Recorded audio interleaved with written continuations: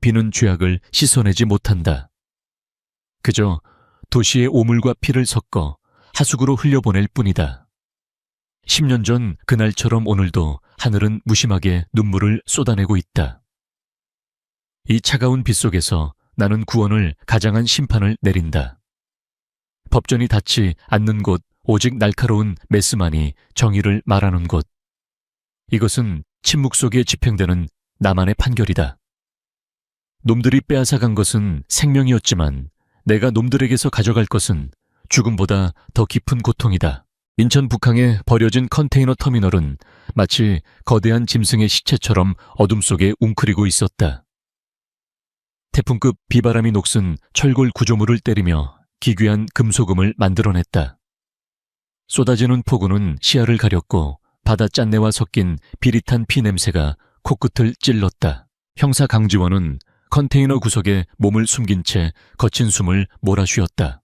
왼쪽 허벅지에서는 검붉은 피가 빗물과 섞여 바닥으로 흘러내리고 있었다. 그녀는 떨리는 손으로 권총의 탄창을 확인했다. 비어 있었다. 공포보다는 분노가 치밀어 올랐다. 실종된 여대생들을 추적하던 중 마주친 놈들은 단순한 인신매매 조직이 아니었다.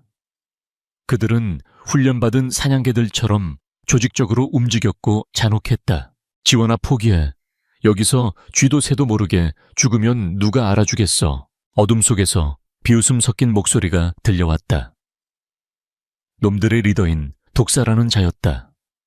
쇠파이프가 바닥을 긁는 소리가 점점 가까워졌다. 강지원은 입술을 깨물며 부러진 파이프 조각을 손에 꽉 쥐었다. 놈들에게 잡혀서 끔찍한 꼴을 당하느니 차라리 싸우다 죽는 편이 나았다. 그녀의 눈빛이 맹수처럼 번뜩였다. 그때였다. 하늘을 찢는 듯. 단 천둥 소리와 함께 번개가 쳤다. 찰나의 섬광이 컨테이너 위를 비췄다. 그곳에 누군가 서 있었다. 검은색 우비가 바람에 거칠게 펄럭였고 후드를 깊게 눌러쓴 탓에 얼굴은 보이지 않았다. 마치 저승사자처럼 그는 놈들의 머리 위에서 조용히 아래를 내려다보고 있었다. 저 새끼는 뭐야? 독사의 부하 중 한 명이 손전등을 위로 비췄다. 빛이 닿기도 전에 검은 형체는 중력을 무시하듯 가볍게 뛰어내렸다. 착지 소리는 빗소리에 묻혀 들리지 않았다. 놈들은 당황하며 무기를 고쳐 잡았다. 강지원은 숨을 죽이고 그 광경을 지켜봤다. 검은 형체는 망설임 없이 가장 가까이 있던 덩치 큰 사내에게 다가갔다. 사내가 야구 방망이를 휘둘렀지만 검은 형체는 유령처럼 상체를 살짝 틀어 공격을 피했다.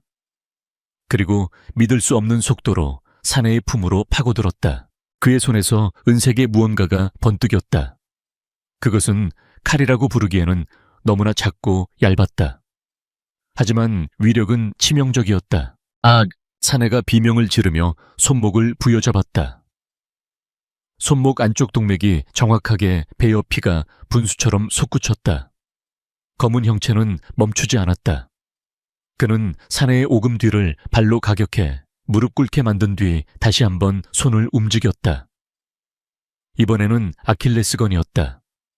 사내는 바닥에 쓰러져 고통에 몸부림쳤다. 모든 동작이 물 흐르듯 자연스러웠다. 불필요한 동작은 단 하나도 없었다. 그것은 싸움이라기보다는 정교한 집도와 같았다. 강지원은 경악했다. 저것은 살인 기술이 아니었다. 인체의 구조를 완벽하게 꿰뚫고 있는 자만이 할 수 있는 해체 작업이었다. 죽여. 저 새끼 죽여. 독사가 고함을 질렀다. 남은 5명의 조직원들이 일제히 달려들었다. 칼과 쇠파이프가 난무하는 혼전 속에서 검은 우비의 남자는 춤을 추듯 움직였다. 그는 상대의 힘을 역이용해 공격을 흘려보냈고 빈틈이 보일 때마다 정확하게 급소를 노렸다. 한 놈이 뒤에서 목을 조르려 하자 남자는 몸을 낮추며 팔꿈치로 놈의 명치를 가격했다. 억하는 소리와 함께 놈이 몸을 굽히이자 남자는 손에 든 메스를 놈의 목비끈 근처에 꽂는 신용을 하며 위협했다가 순식간에 방향을 틀어 놈의 허벅지 안쪽 대퇴동맥 근처 근육을 얕게 그었다.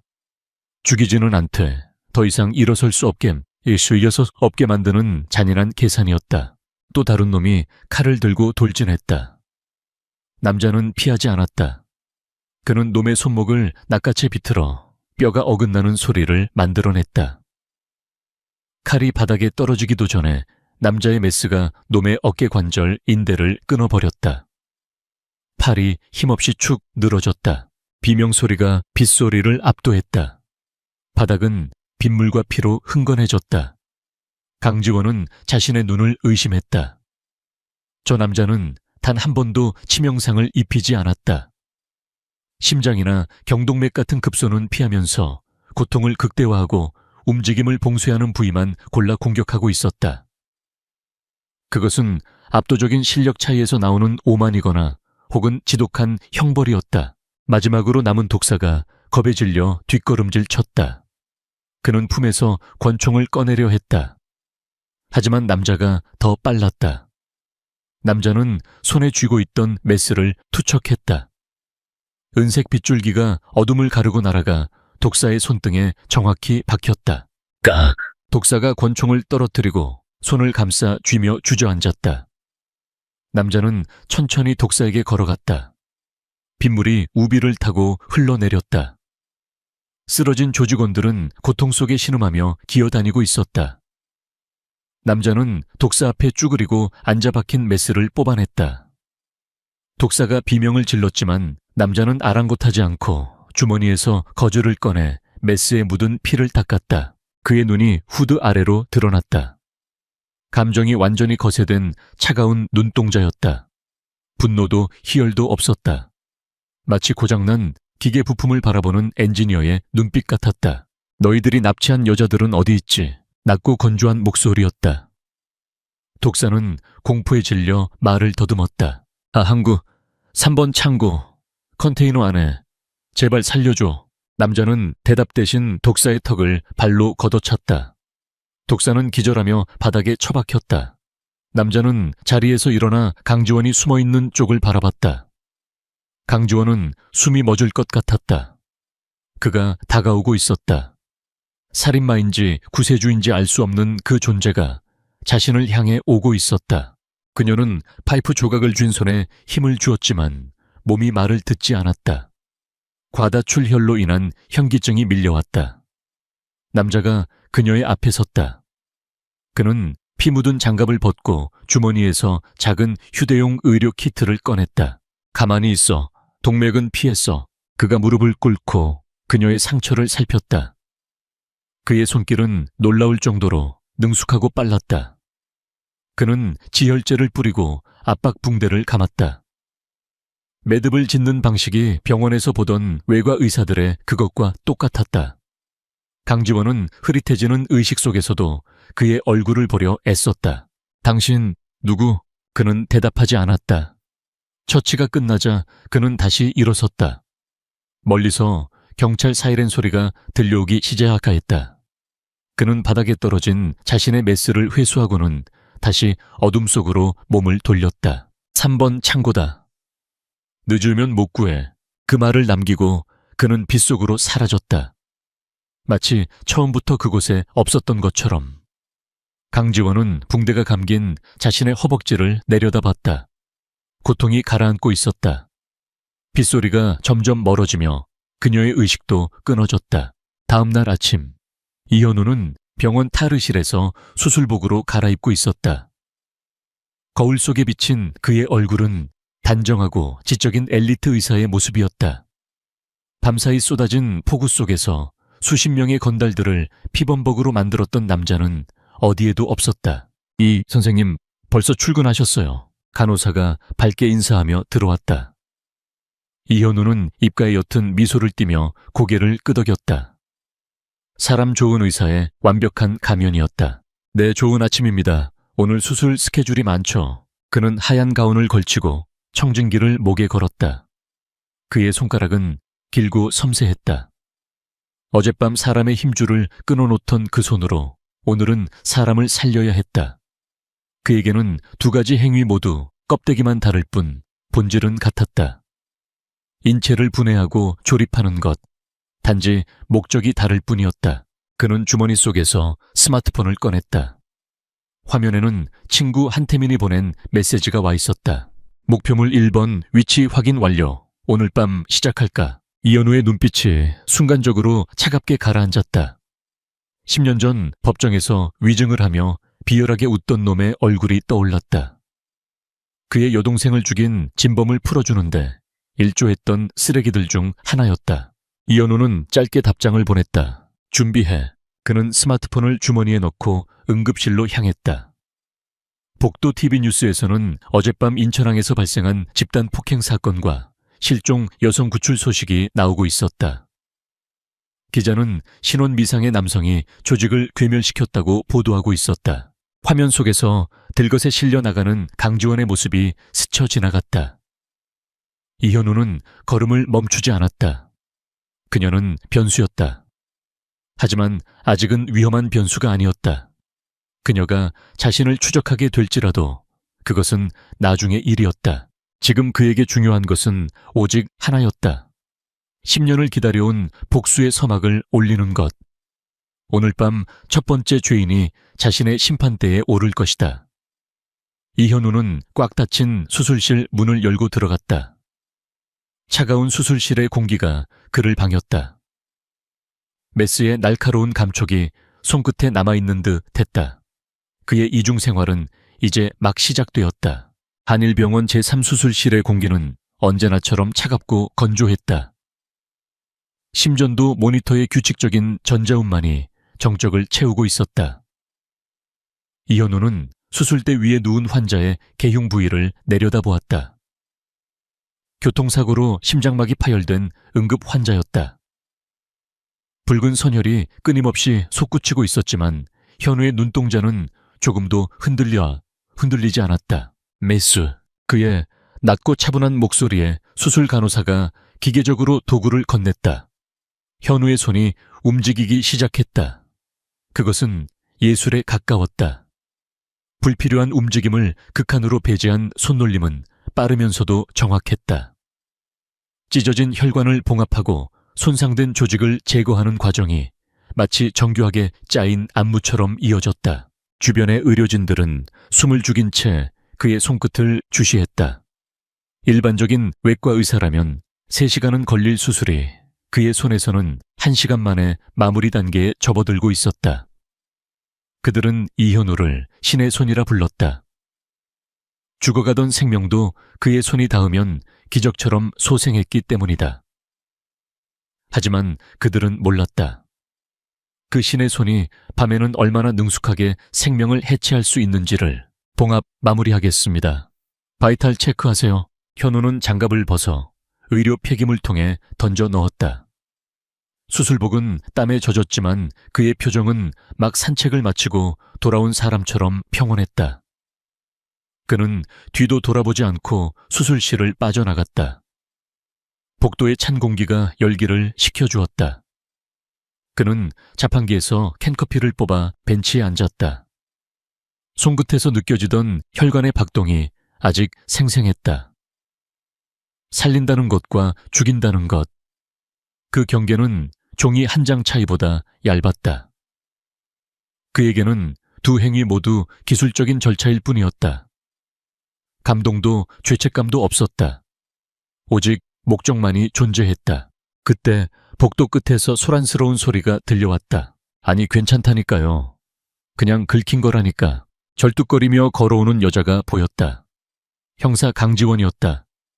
그녀의 옆에는 안절부절 못하는 젊은 순경이 따라오고 있었다. 지원은 붕대가 감긴 허벅지를 끌면서도 고집스럽게 퇴원 수속을 밟으려 하고 있었다. 선배님, 반장님이 절대 안정 취하라고 하셨잖아요. 상처 터지면 어떡해요. 시끄러워. 범인 놈들 흔적도 못 찾았는데 여기서 누워있으라고. 난 못해. 지원은 신경질적으로 머리카락을 쓸어 올리다가 벤치에 앉아있던 현우와 눈이 마주쳤다. 그녀는 잠시 멈칫했다. 하얀 가운을 입고 다리를 꼬고 앉아 커피를 마시는 남자의 모습이 묘하게 시선을 끌었다. 단정한 이목구비에 지적인 분위기, 하지만 안경 너머의 눈빛이 지나치게 고요했다. 마치 깊이를 알 수 없는 심연처럼. 현우는 천천히 자리에서 일어났다. 그는 지원에게 다가가 정중하게 고개를 숙였다. 상처가 벌어졌군요. 피가 배어 나오고 있습니다. 지원은 자신의 환자복 바지를 내려다봤다. 정말로 붕대 위로 붉은 피가 번지고 있었다. 그녀는 멋쩍은 듯 헛기침을 했다. 아, 별거 아닙니다. 의사 선생님이신가 보네요. 이현우입니다. 외과 담당이죠. 무리하게 움직이시면 근육 손상이 올 수 있습니다. 형사님, 현우의 시선이 지원의 눈을 똑바로 응시했다. 지원은 순간 등골이 오싹해지는 기분을 느꼈다. 낯설지 않은 느낌이었다. 어젯밤 빗속에서 자신을 내려다보던 그 검은 우비의 남자에게서 느꼈던 위압감과 비슷했다. 하지만 눈앞의 남자는 너무나도 깔끔하고 젠틀했다. 소독약 냄새와 섞인 옅은 시트러스 향수 냄새가 났다. 비릿한 피 냄새와는 거리가 멀었다. 제 직업은 어떻게 아셨죠? 지원이 날카롭게 물었다. 현우는 옅은 미소를 지으며 옆에 있는 순경을 눈짓으로 가리켰다. 제복 입은 동료분이 선배님이라고 부르시더군요. 그리고 그 정도 자상해도 퇴원을 고집하는 환자는 보통 경찰 아니면 깡패 둘 중 하나죠. 현우의 농담 아닌 농담의 순경이 픽 웃음을 터뜨렸다. 지원은 미간을 찌푸리며 그를 노려봤다. 관찰력이 좋으시네요. 직업병입니다. 치료실로 가시죠. 제가 다시 드레싱 해드리겠습니다. 현우가 앞장서 걸어갔다. 지원은 잠시 그 뒷모습을 바라보다가 절뚝거리며 그를 따라갔다. 치료실 안에서 현우는 능숙하게 지원의 붕대를 풀었다. 상처 부위를 소독하는 그의 손길은 거침없으면서도 섬세했다. 지원은 그의 손을 유심히 지켜봤다. 길고 하얀 손가락, 굳은 살 하나 없이 매끈했다. 선생님은 수술을 많이 하시나요? 하루에 서너 건은 기본이죠. 왜 물으십니까? 그냥 손이 참 예쁘셔서요. 사람 살리는 손이라 그런가? 지원은 짐짓 칭찬하듯 말을 던졌지만 눈빛은 탐색하고 있었다. 현우는 동요 없이 소독솜을 집어들었다. 사람을 살리는 손과 죽이는 손이 따로 있다고 생각하십니까? 네, 도구는 죄가 없습니다. 쓰는 사람이 문제죠. 다 됐습니다. 당분간 격한 운동은 피하세요. 범인 잡는 것도 중요하지만 본인 몸부터 챙기시고요. 현우는 차트를 정리하고 돌아섰다. 지원은 그가 나간 문을 한참 동안 응시했다. 무언가 석연치 않았다. 그의 말이나 행동에 흠잡을 곳은 없었지만 여자의 육감, 그리고 형사의 직감이 경고등을 울리고 있었다. 너무 완벽해서 오히려 비현실적인 느낌. 저 사람 뒷조사 좀 해봐. 지원이 나지막이 말했다. 순경이 눈을 동그랗게 떴다. 네, 갑자기 왜요? 그냥 친절한 의사 선생님 같은데 그냥 느낌이 그래. 10년 전 사건 기록까지 싹 다 뒤져봐. 그날 밤 서울 강남의 한 허름한 PC방 지하, 간판도 없는 철문 안쪽은 전혀 다른 세상이었다. 수십 대의 서버와 모니터가 웅궁거리는 소리를 내며 돌아가고 있었다. 컵라면 용기와 에너지 드링크 캔이 산더미처럼 쌓인 책상 앞에서 한 남자가 미친 듯이 키보드를 두드리고 있었다. 현우의 유일한 조력자이자 천재 해커 한태민이었다. 그는 덥수룩한 머리에 뿔테 안경을 쓰고 헐렁한 후드티를 입고 있었다.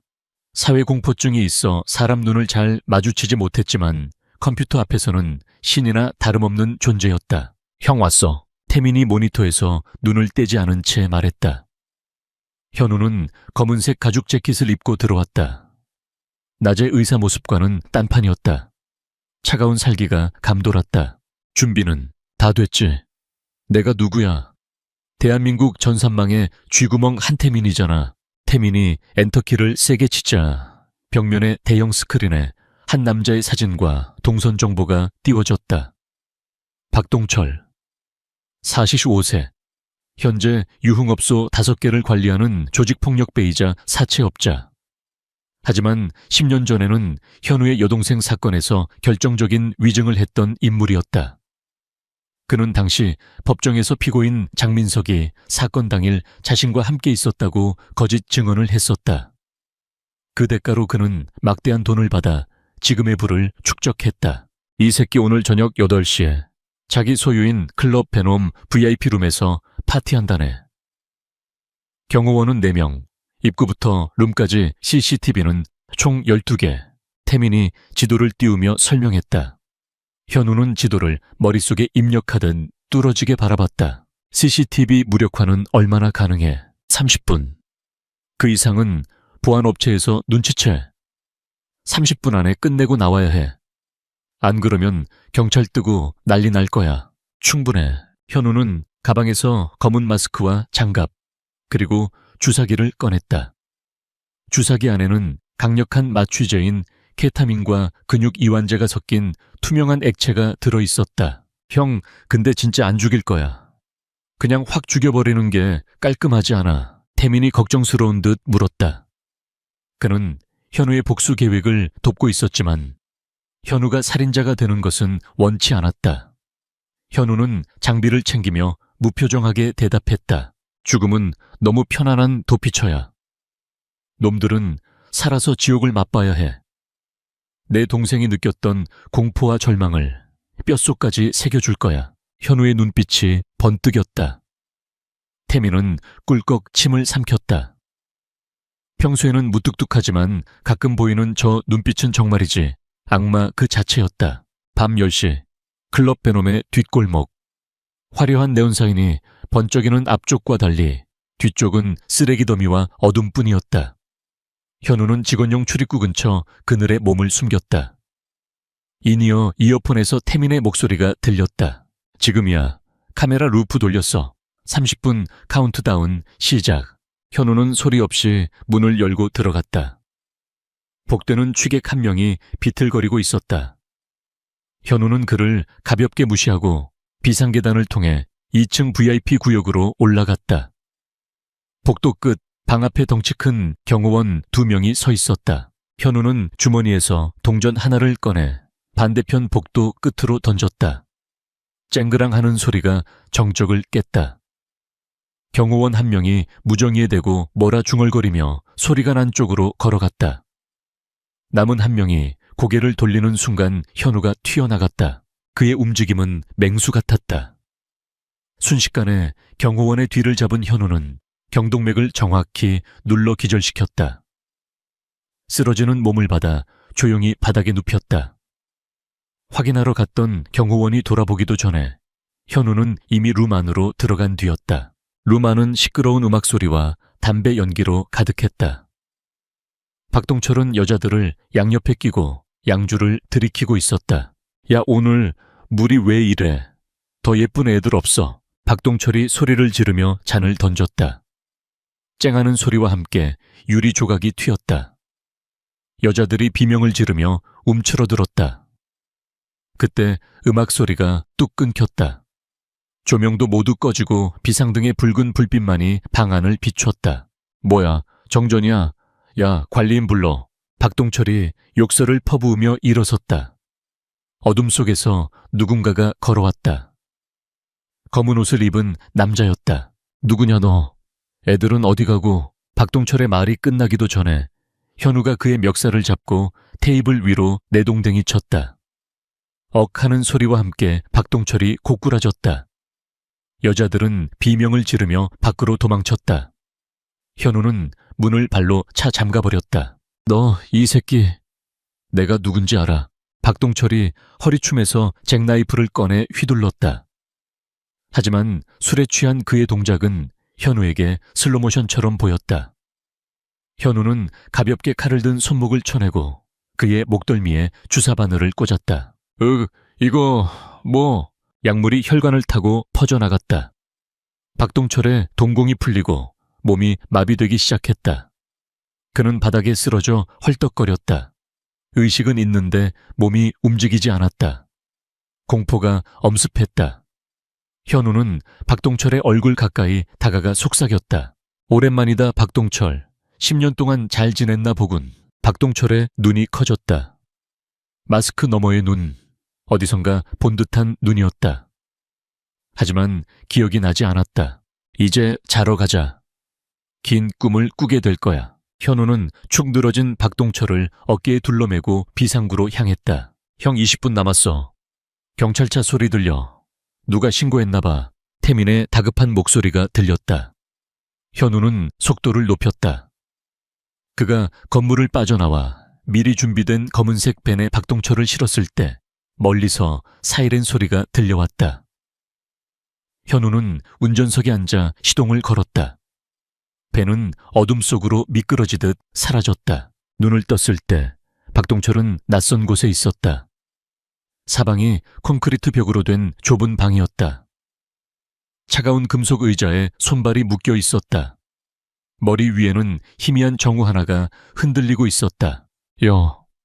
여기 어디야? 그의 목소리는 갈라져 나왔다. 그때 철문이 끼익 소리를 내며 열렸다. 현우가 들어왔다. 이번에는 마스크를 쓰지 않은 채였다. 하얀 의사 가운을 입고 있었다. 하지만 그 모습이 더 공포스러웠다. 가운에는 붉은 핏자국이 튀어 있었기 때문이다 물론 그것은 연출된 물감이었다. 현우는 말없이 박동철의 맞은편에 앉았다. 그리고 테이블 위에 서류 봉투 하나를 던졌다. 봉투에서 사진 몇 장이 쏟아져 나왔다. 10년 전 살해당한 현우의 여동생 시신 사진이었다. 그리고 법정에서 거짓 증언을 하고 있는 박동철 자신의 사진도 있었다. 기억나나? 현우의 목소리는 얼음장처럼 차가웠다.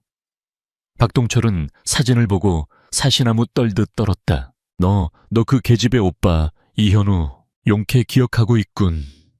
네가 법정에서 뭐라고 했었지? 장민석은 그 시간에 너랑 같이 술을 마시고 있었다고 했었나? 그 거짓말 한마디가 한 가족을 어떻게 파괴했는지 넌 상상도 못하겠지. 이봐 오 헤이야. 난 그냥 시키는 대로 했을 뿐이야. 장 회장이 돈을 준다고 해서 살려줘. 돈이라면 얼마든지 줄게. 내 재산 다 가져가도 좋아. 박동철이 비굴하게 애원했다. 현우는 차가운 미소를 지으며 메스를 꺼냈다. 조명빛을 받아 메스가 서늘하게 빛났다. 돈 필요 없어 너서. 네가 내 동생의 시간을 뺏었으니 나도 네 시간을 뺏을 거야. 그리고 네가 거짓을 말했던 그 혀와 진실을 외면했던 그 눈. 그것들이 얼마나 큰 죄를 지었는지 알려주지. 현우가 메스를 들고 천천히 다가갔다. 박동철은 비명을 질렀지만 방금 벽에 막혀 밖으로 새어나가지 못했다. 걱정 마. 죽이지는 않아. 다만 네가 믿었던 그 세상이 무너지는 소리를 듣게 해줄게. 현우는 박동철의 눈앞에 메스를 들이댔다. 박동철의 동공이 극도로 확장되었다. 심리적 고문은 이제 막 시작되었다. 현우는 그에게 육체적 고통보다 더 끔찍한 공포를 심어줄 계획이었다. 그것은 바로 자신이 저지른 죄악이 형체화되어 자신을 옥죄어오는 환각과 공포였다. 현우는 미리 준비한 환각성 가스를 방 안에 살포했다. 그리고 태민이 조작한 음성 변조 스피커를 켰다. 스피커에서는 10년 전 죽은 여동생의 목소리가 흘러나왔다. 아저씨, 왜 거짓말했어요? 왜? 박동철은 미친 듯이 고개를 저었다. 아니야. 저리 가. 그의 정신이 붕괴되기 시작했다. 현우는 그 모습을 차갑게 지켜보다가 방을 나갔다. 철문이 닫히고 박동철의 절규만이 방 안에 갇혔다. 복도에 나온 현우는 벽에 기대어 깊은 숨을 내쉬었다. 손이 미세하게 떨리고 있었다. 이것은 흥분인가 아니면 두려움인가? 그는 주먹을 꽉 쥐어 떨림을 멈췄다. 이제 시작일 뿐이다. 아직 잡아야 할 놈들이 남았다. 그리고 그 정점에는 장민석이 있다. 현우는 주머니에서 스마트폰을 꺼내 뉴스를 확인했다. 속보 유명 유흥업소 사장 박모 씨 실종. 경찰 수사 착수. 그리고 그 밑에는 강지원 형사가 수사본부에 합류했다는 기사가 떠 있었다. 지원이 움직이기 시작했다. 그녀는 생각보다 빠르고 예리했다. 현우는 쓴웃음을 지었다. 그녀와의 두뇌 싸움도 피할 수 없을 것이다. 하지만 멈출 수는 없다. 이 춤은 음악이 끝날 때까지 계속되어야 한다. 피로 물든 무대 위에서 서울지방경찰청 앞 광장. 새벽의 푸르스름한 안개가 차에 거치기도 전이었다. 당직을 서던 의경이 하품을 하며 정문을 나서다 비명을 질렀다. 경찰청 상징인 독수리 동상 아래 한 남자가 기괴한 자세로 묶여 있었다. 그는 알몸에 가까운 속옷 차림이었고 온몸에는 붉은 페인트로 위증자라는 글씨가 어지럽게 쓰여 있었다. 바로 어제 실종되었던 박동철이었다. 강지원이 현장에 도착했을 때 박동철은 이미 제정신이 아니었다. 구급대원들이 그를 이송하려 했지만 그는 발작적으로 몸부림치며 허공을 향해 손을 휘저었다. 오지마. 저리 가란 말이야. 내가 잘못했어. 살려줘. 박동철의 눈은 공포로 하얗게 뒤집혀 있었다. 그의 시선은 사람이 없는 허공을 쫓고 있었다. 마치 보이지 않는 유령이라도 보는 것처럼. 지원은 그의 입에서 흘러나오는 횡설수설을 놓치지 않으려 녹음기를 켰다. 그때는 시키는 대로 했을 뿐이야. 장민석이 시켰어. 그 여자가 나를 보고 있어. 피 묻은 여자가. 지원. 뒤에서 굵직한 목소리가 들렸다. 강력계 김 반장이었다. 그는 심각한 표정으로 주위를 둘러보았다. 기자들이 벌써 냄새를 맡고 몰려들고 있었다. 이거 일이 커지겠어. 박동철이 발견된 꼴 좀 봐라. 이건 명백한 경고 메시지야. 누군가 경찰을 조롱하고 있어. 지원은 입술을 깨물었다. 조롱이 아니었다. 이것은 처형이었다. 사회적 인격을 말살시키는 처형. 그녀는 박동철의 팔에 남아있는 주사반을 자국을 발견했다. 반장님, 단순 납치가 아닙니다. 약물이 사용됐어요. 놈은 박동철을 죽이려던 게 아니라 미치게 만들려고 했던 겁니다. 몇 시간 후 한일병원 응급실 VIP 병동. 이현우는 차트를 들고 복도를 걷고 있었다. 그의 표정은 평소와 다름없이 차분했다. 하지만 그의 귀는 병원 로비에서 들려오는 소란에 집중하고 있었다. 빅세요. 지나가겠습니다. 수십 명의 기자들을 뚫고 건장한 경호원들에 둘러싸인 한 남자가 들어오고 있었다. 장민석이었다. JS그룹의 후계자이자 현재는 유망한 IT 기업의 CEO. 10년 전 살인사건의 유력한 용의자였지만 증거 불충분과 알리바이 입증으로 풀려났던 그자였다. 현우는 코너를 돌며 장민석과 마주쳤다. 10년 만에 재회였다. 물론 장민석은 의사 가운을 입은 현우를 알아보지 못했다. 그는 선글라스를 벗으며 짜증스러운 표정으로 비서에게 소리쳤다. 병원 보안이 왜 이따위야. 기레기들이 여기까지 들어오게 놔두고. 병원장한테 당장 전화해. 현우는 잠시 걸음을 멈추고 장민석을 응시했다. 변한 것은 없었다. 여전히 오만하고 남을 밟고 서는 것이 당연한 인간. 현우의 주머니 속에서 주먹이 꽉 쥐어졌다. 당장이라도 메스를 꺼내 저 뻔뻔한 목덜미를 긋고 싶은 충동이 일었다. 하지만 참아야 했다. 죽음은 너무 쉬운 형벌이니까. 선생님 비켜주시죠. 바쁘신 분입니다. 경호원이 현우를 거칠게 밀쳤다. 현우는 휘청하며 벽에 부딪혔다. 조심해라. 우리 병원 에이스 선생님이시다. 그때 강지원이 나타나 경호원의 팔을 낚아챘다. 그녀는 날카로운 눈빛으로 장민석을 쏘아봤다. 장민석은 흥미롭다는 듯 입꼬리를 올렸다. 어디서 많이 뵌 분 같은데. 아, 뉴스에서 봤던 그 열혈 형사님이신가? 장민석입니다. 참고인 조사가 필요할 것 같아서 왔습니다. 제 친구 동철이가 험한 꼴을 당했다고 해서요. 친구라고요. 10년 전 법정에서는 그냥 아는 형 동생 사이라더니 이제는 친구가 됐습니까? 박동철 씨가 발견되자마자 당신 이름을 부르짖더군요. 아주 애타게. 지원의 말에 가시가 돋쳐 있었다. 장민석의 표정이 순식간에 굳었다가 다시 능글맞은 미소로 바뀌었다. 충격을 많이 받아서 헛소리를 하나 보군요. 마음이 아픕니다. 의료비 전액은 제가 지원하겠습니다. 최고의 의료진을 붙여주세요. 장민석은 지갑에서 명함을 꺼내 지원의 윗주머니에 꽂아주었다. 지원은 불쾌한 듯 명함을 빼내 구겨버렸다. 돈으로 모든 걸 해결할 수 있다고 착각하지 마세요. 이번엔 다를 겁니다. 장민석은 비웃음을 남기고 병실로 들어갔다. 지원은 분노를 사기며 뒤를 돌았다가 벽에 기대어 서 있는 현우와 눈이 마주쳤다. 괜찮으세요, 선생님? 현우는 흐트러진 가운을 정리하며 고개를 끄덕였다. 내 덕분에요. 형사님은 늘 바쁘시군요. 아까 그자 장민석이에요. 10년 전 그 사건에 알고 있습니다. 뉴스에서 많이 봤죠. 성공한 젊은 사업가. 현우의 목소리는 건조했다. 지원은 그에게 다가가 박동철의 혈액 분석 결과를 내밀었다. 선생님, 자문을 좀 구하고 싶은데요. 박동철 몸에서 검출된 약물 성분입니다. 이게 정확히 뭡니까? 현우는 서류를 훑어보았다. 케타민, 미다졸람, 그리고 몇 가지 향정신성 의약품이 혼합된 칵테일 요법이었다. 자신이 제조한 것이었으니 모를 리가 없었다. 상당히 정교한 배합이군요. 마취제와 환각제를 섞었습니다. 치사량 직전까지 투여했네요. 뇌 공포 중추를 극도로 자극하면서 현실 인지 능력을 마비시키는 조합입니다. 쉽게 말해 살아있는 악몽을 꾸게 만든 거죠. 이런 걸 만들려면 전문 지식이 필요하겠죠. 당연합니다. 양리하게 정통한 사람일 겁니다. 의사나 약사 혹은요 아주 뛰어난 화학자이거나요. 범인은 사람의 신체를 아주 잘 아는 사람입니다.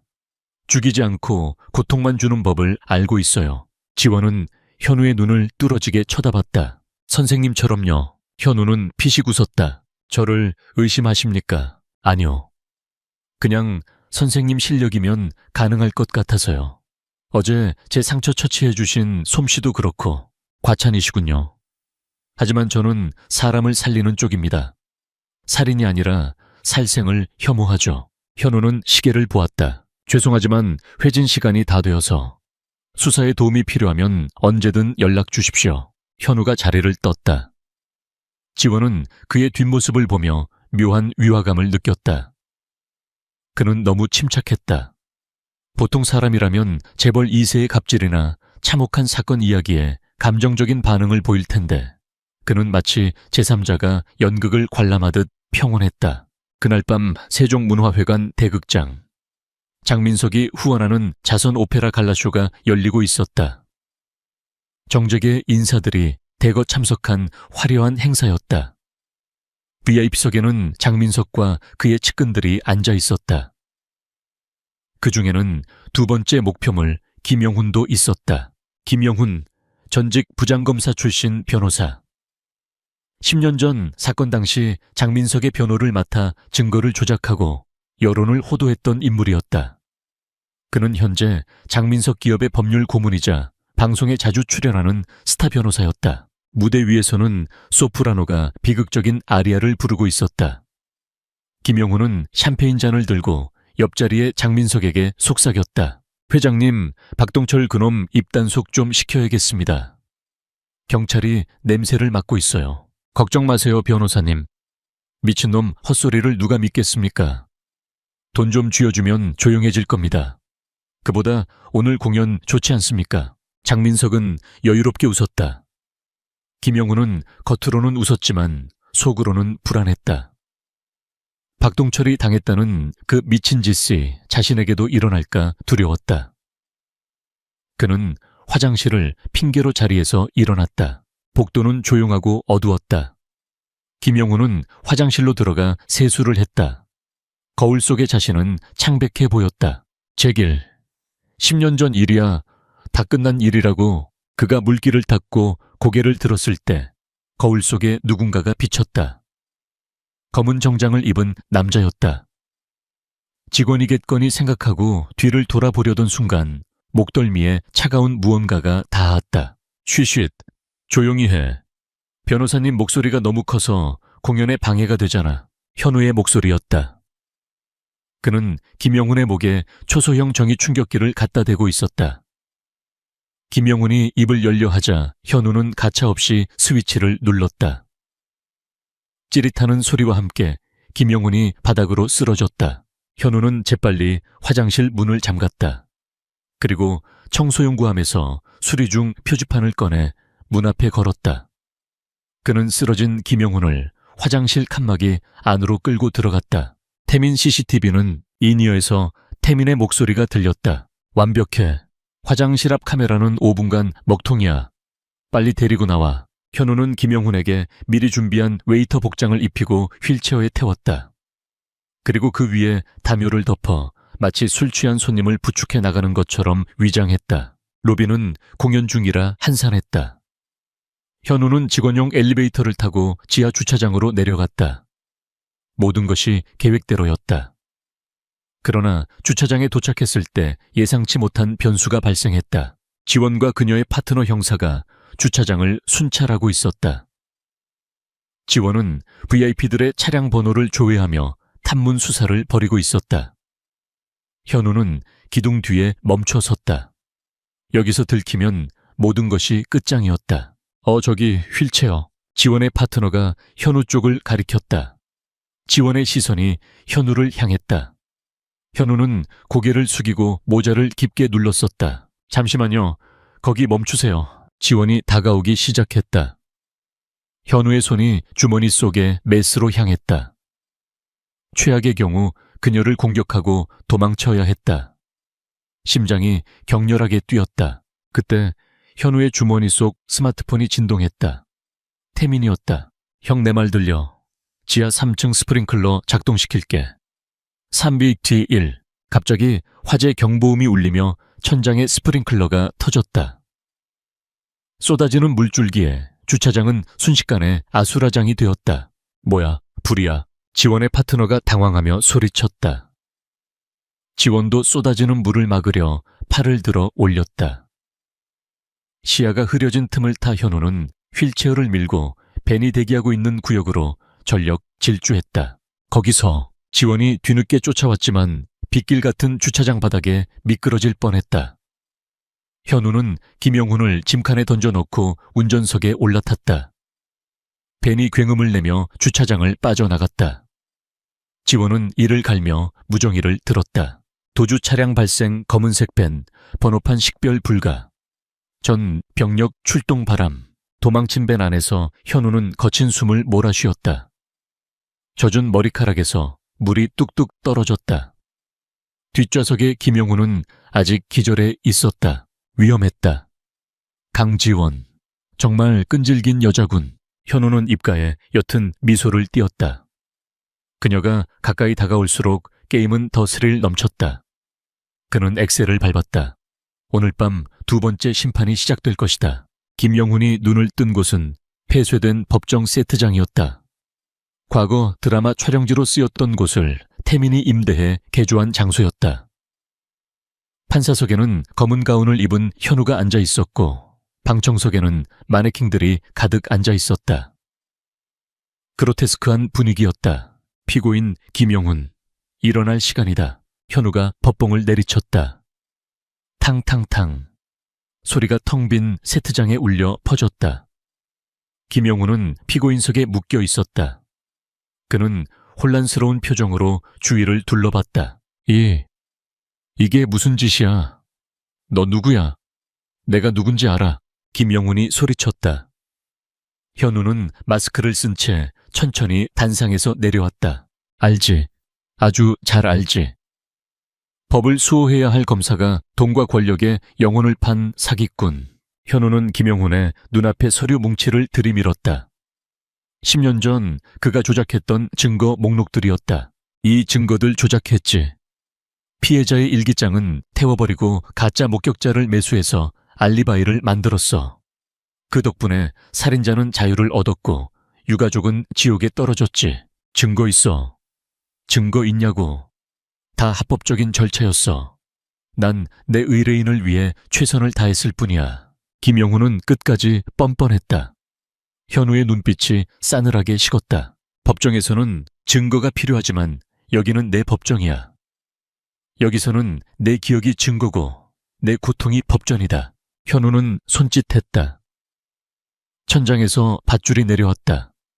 밧줄 끝에는 낡은 저울이 매달려 있었다. 한쪽 접시에는 금괴 모형이, 다른 쪽 접시에는 썩은 고깃덩어리가 올려져 있었다. 네가 좋아하던 저울질이지. 정의와 이익 사이의 저울질. 현우는 김영훈의 손가락 하나를 밧줄에 묶었다. 그리고 도르라에를 당겼다.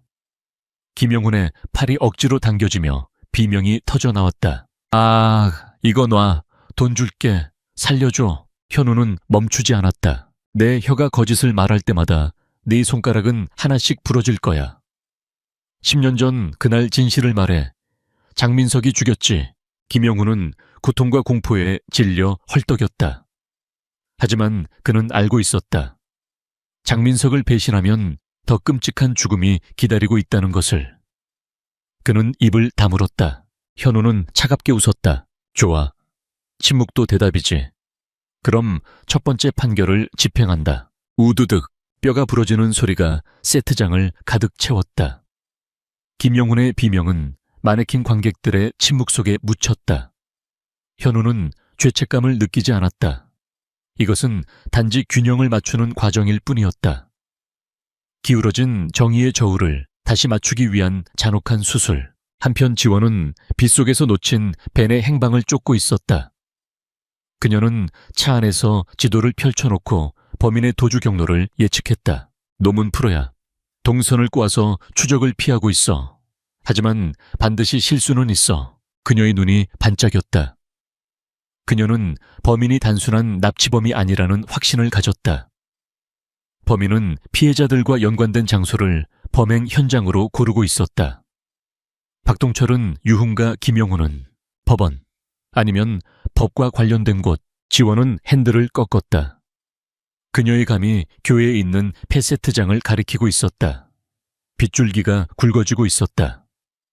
사냥꾼과 사냥감의 거리가 점점 좁혀지고 있었다. 장민석의 펜트하우스는 난장판이 되어 있었다. 값비싼 크리스털 위스키 잔이 벽에 부딪혀 산산조각이 났고 고가의 미술품들이 바닥에 나뒹굴고 있었다. 장민석은 넥타이를 거칠게 풀어헤치며 소파에 주저앉았다. 박동철이 미쳐버리더니 이제는 김영훈 변호사까지 사라졌다. 이것은 단순한 우연이 아니었다. 누군가 자신의 과거를 파헤치고 자신의 팔다리를 하나씩 잘라내고 있는 것이 분명했다. 회장님, 그들이 도착했습니다. 비서실장이 조심스럽게 말을 꺼냈다. 장민석의 눈이 번뜩였다. 문이 열리고 군용 전술 복장을 입은 외국인 남자가 들어왔다. 근육질의 몸매에 온몸이 흉터로 뒤덮인 보기만 해도 살기가 느껴지는 남자였다.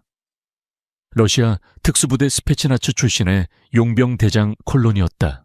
상황은 들었다. 쥐새끼 한 마리가 설친다지. 콜론이 어눌한 한국어로 물었다. 장민석은 테이블 위에 동화방을 던졌다. 쥐새끼가 아니야. 미친 개다. 김영훈 변호사를 찾아. 그리고 그놈을 잡아서 내 앞에 데려와. 산채로. 내가 직접 가죽을 벗겨줄 테니까. 콜론은 동가방을 확인하고는 비릿하게 웃었다. 걱정 마라. 사냥은 내 전공이니까. 놈들에게 심어둔 GPS가 켜졌다. 위치는 경기도 외곽의 폐세트장이다. LAD는 폭우는 그칠 기미가 보이지 않았다. 폐세트장의 지붕을 때리는 빗소리가 요란했다. 이현우는 공포에 질려 실신한 김영훈을 낡은 소파에 묶어두고 주변을 정리하고 있었다. 이제 경찰에 익명의 제보만 하면 끝이었다.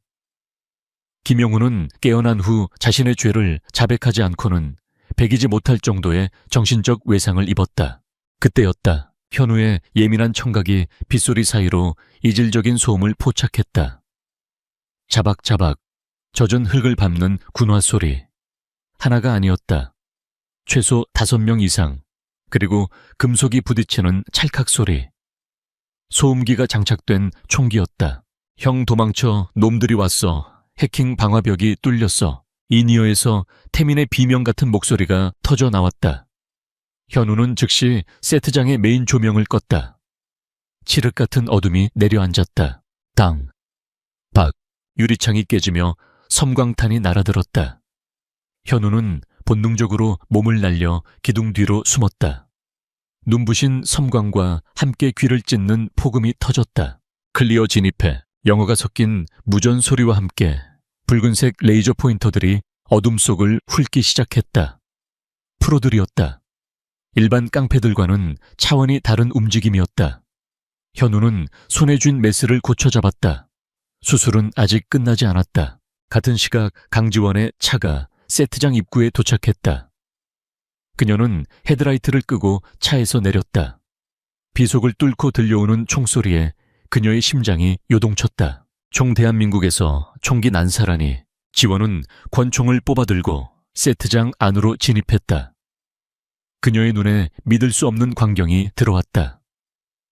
검은 옷을 입은 남자 이현우가 기둥과 기둥 사이를 날다람쥐처럼 이동하며 무장한 용병들을 농락하고 있었다. 하지만 상황은 현우에게 불리했다. 놈들은 자동소총으로 무장하고 있었고 현우는 근접 무기뿐이었다. 용병 하나가 현우의 퇴로를 차단하고 방아쇠를 당기려는 찰나였다. 경찰이다, 무기 버려. 지원이 소리치며 공포탄을 발사했다. 용병들의 시선이 일제히 입구 쪽으로 쏠렸다. 현우도 놀란 눈으로 지원을 바라봤다. 젠장 멍청한 여자. 현우가 나지기 욕을 뱉었다.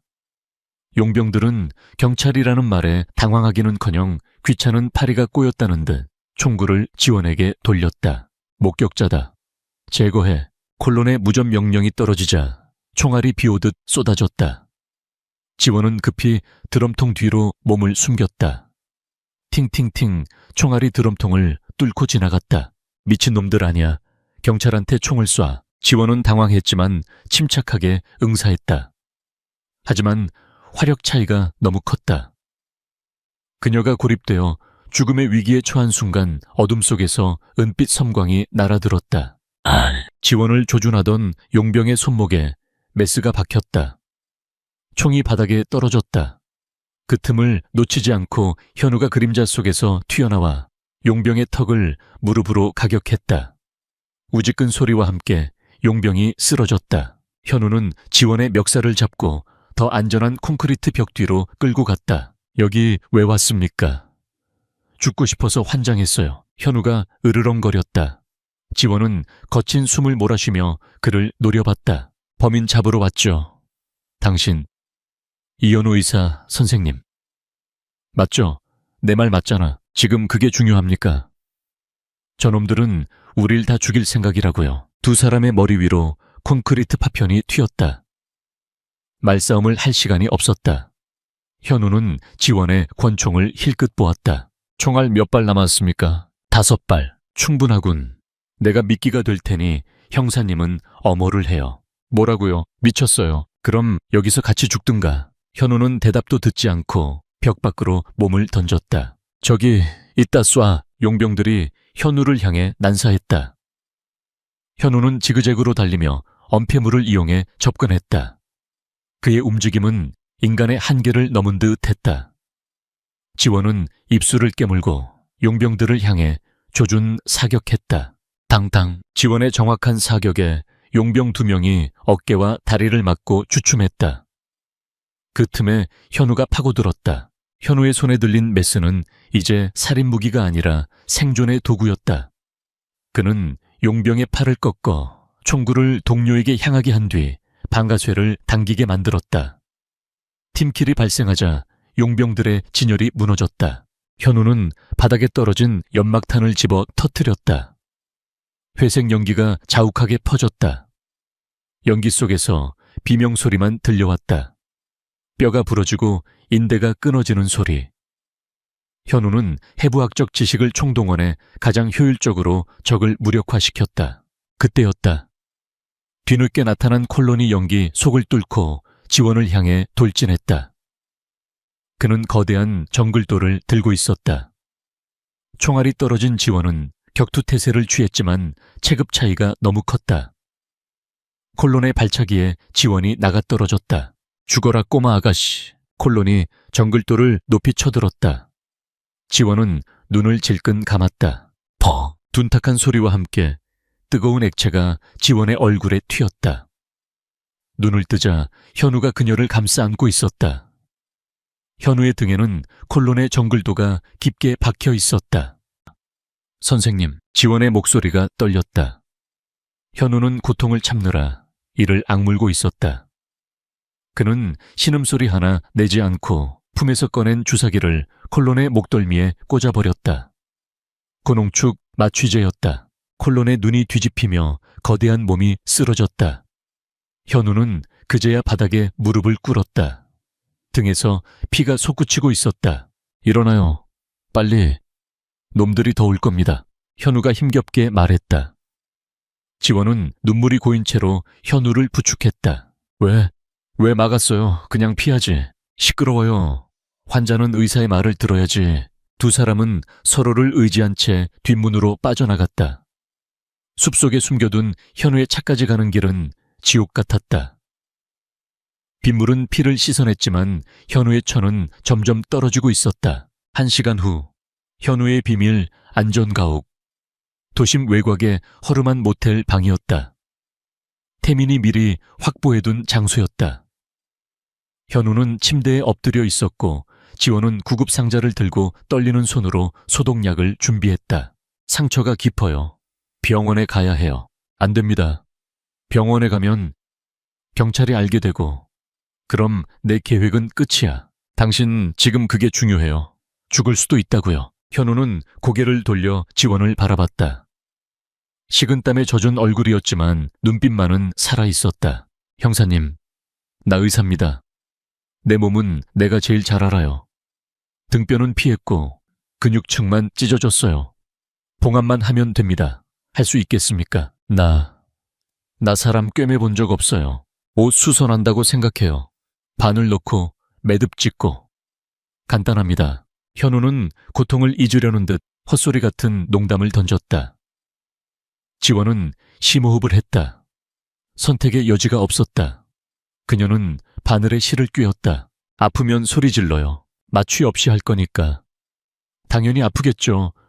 그냥 하세요. 지원의 손이 현우의 등에 닿았다. 찢어진 살을 꿰매는 감촉이 끔찍했다. 하지만 그녀는 멈추지 않았다. 땀방울이 그녀의 이마에서 떨어져 현우의 등에 닿았다. 현우는 베개에 얼굴을 묻고 신음을 삼켰다. 10분이 1시간처럼 느껴졌다. 마침내 마지막 매듭을 지은 지원이 가위를 내려놓았다. 그녀는 다리에 힘이 풀려 주저앉았다. 다 됐어요. 현우가 힘겹게 몸을 일으켜 거울을 보려고 애썼다. 삐뚤빼뚤한 봉합 자국이 보였다. 현우는 피식 웃음을 터뜨렸다. 엉망이군요. 성형외과 의사가 봤으면 기절했을 겁니다. 흉터가 남겠어요. 목숨 살려줬더니 불평이에요.